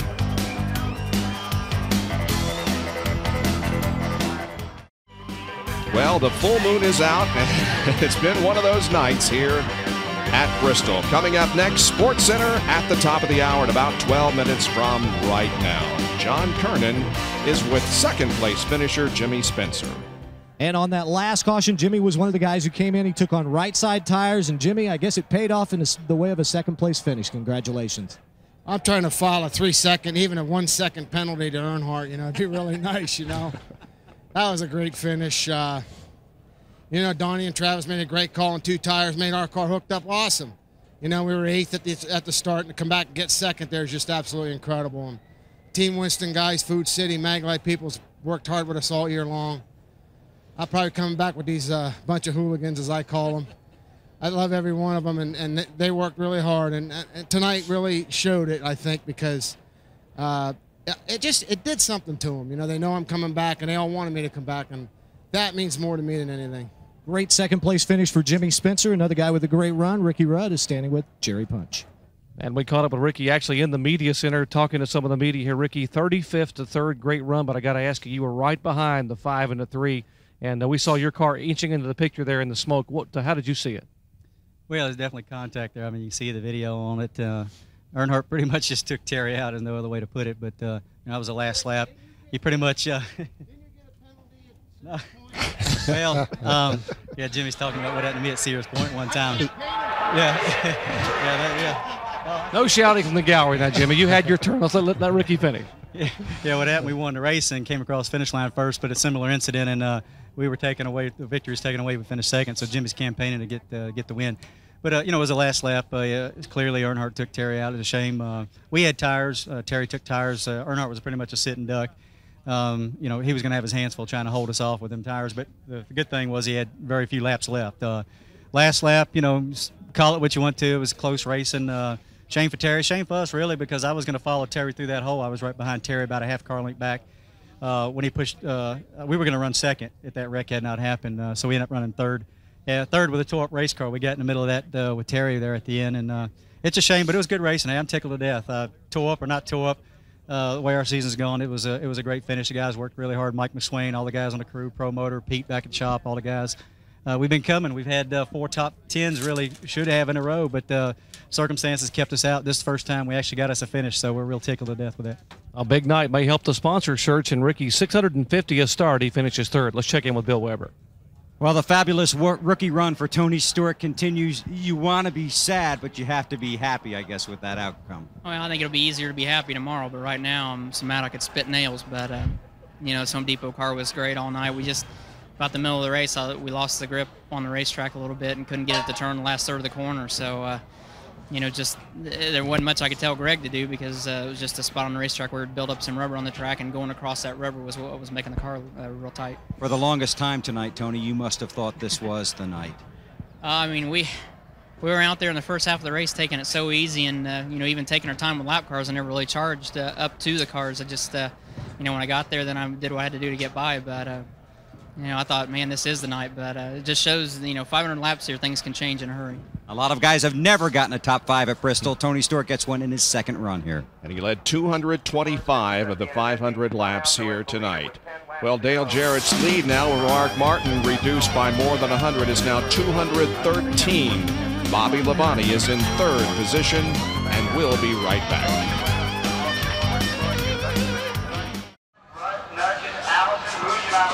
The fireworks are going off here at Bristol Motor Speedway, signifying the end of an exciting, controversial race here tonight. Dale Earnhardt emerges as the winner, with Jimmy Spencer finishing in second. Tony Stewart, you see the double yellow arrows there indicating that he led the most laps here tonight. This is the unofficial finish. Terry Labonte ended up in 8th position, could not make it back to the start-finish line after the big crash. Todd Bodine with a good finish in 15th spot. Rusty Wallace ends up in 18th.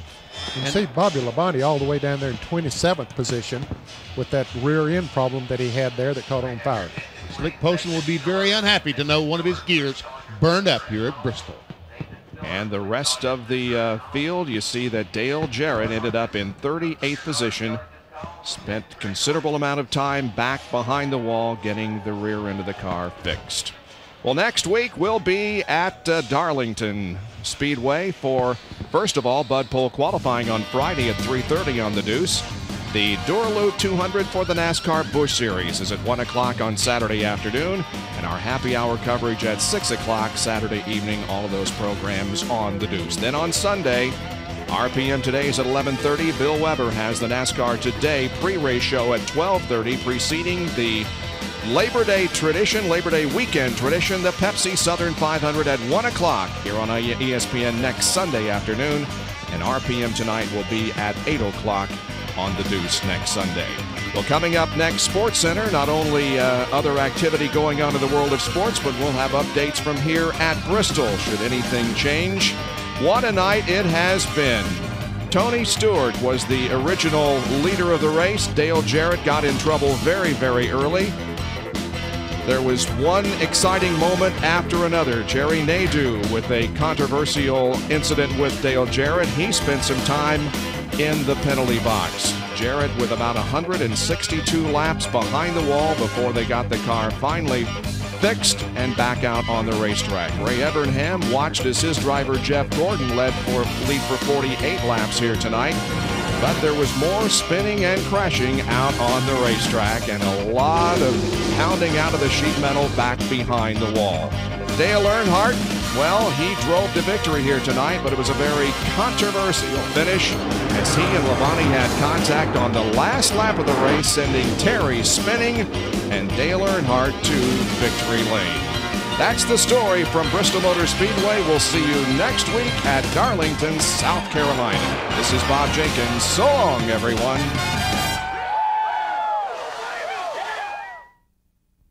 This has been a presentation of ESPN, proud to celebrate a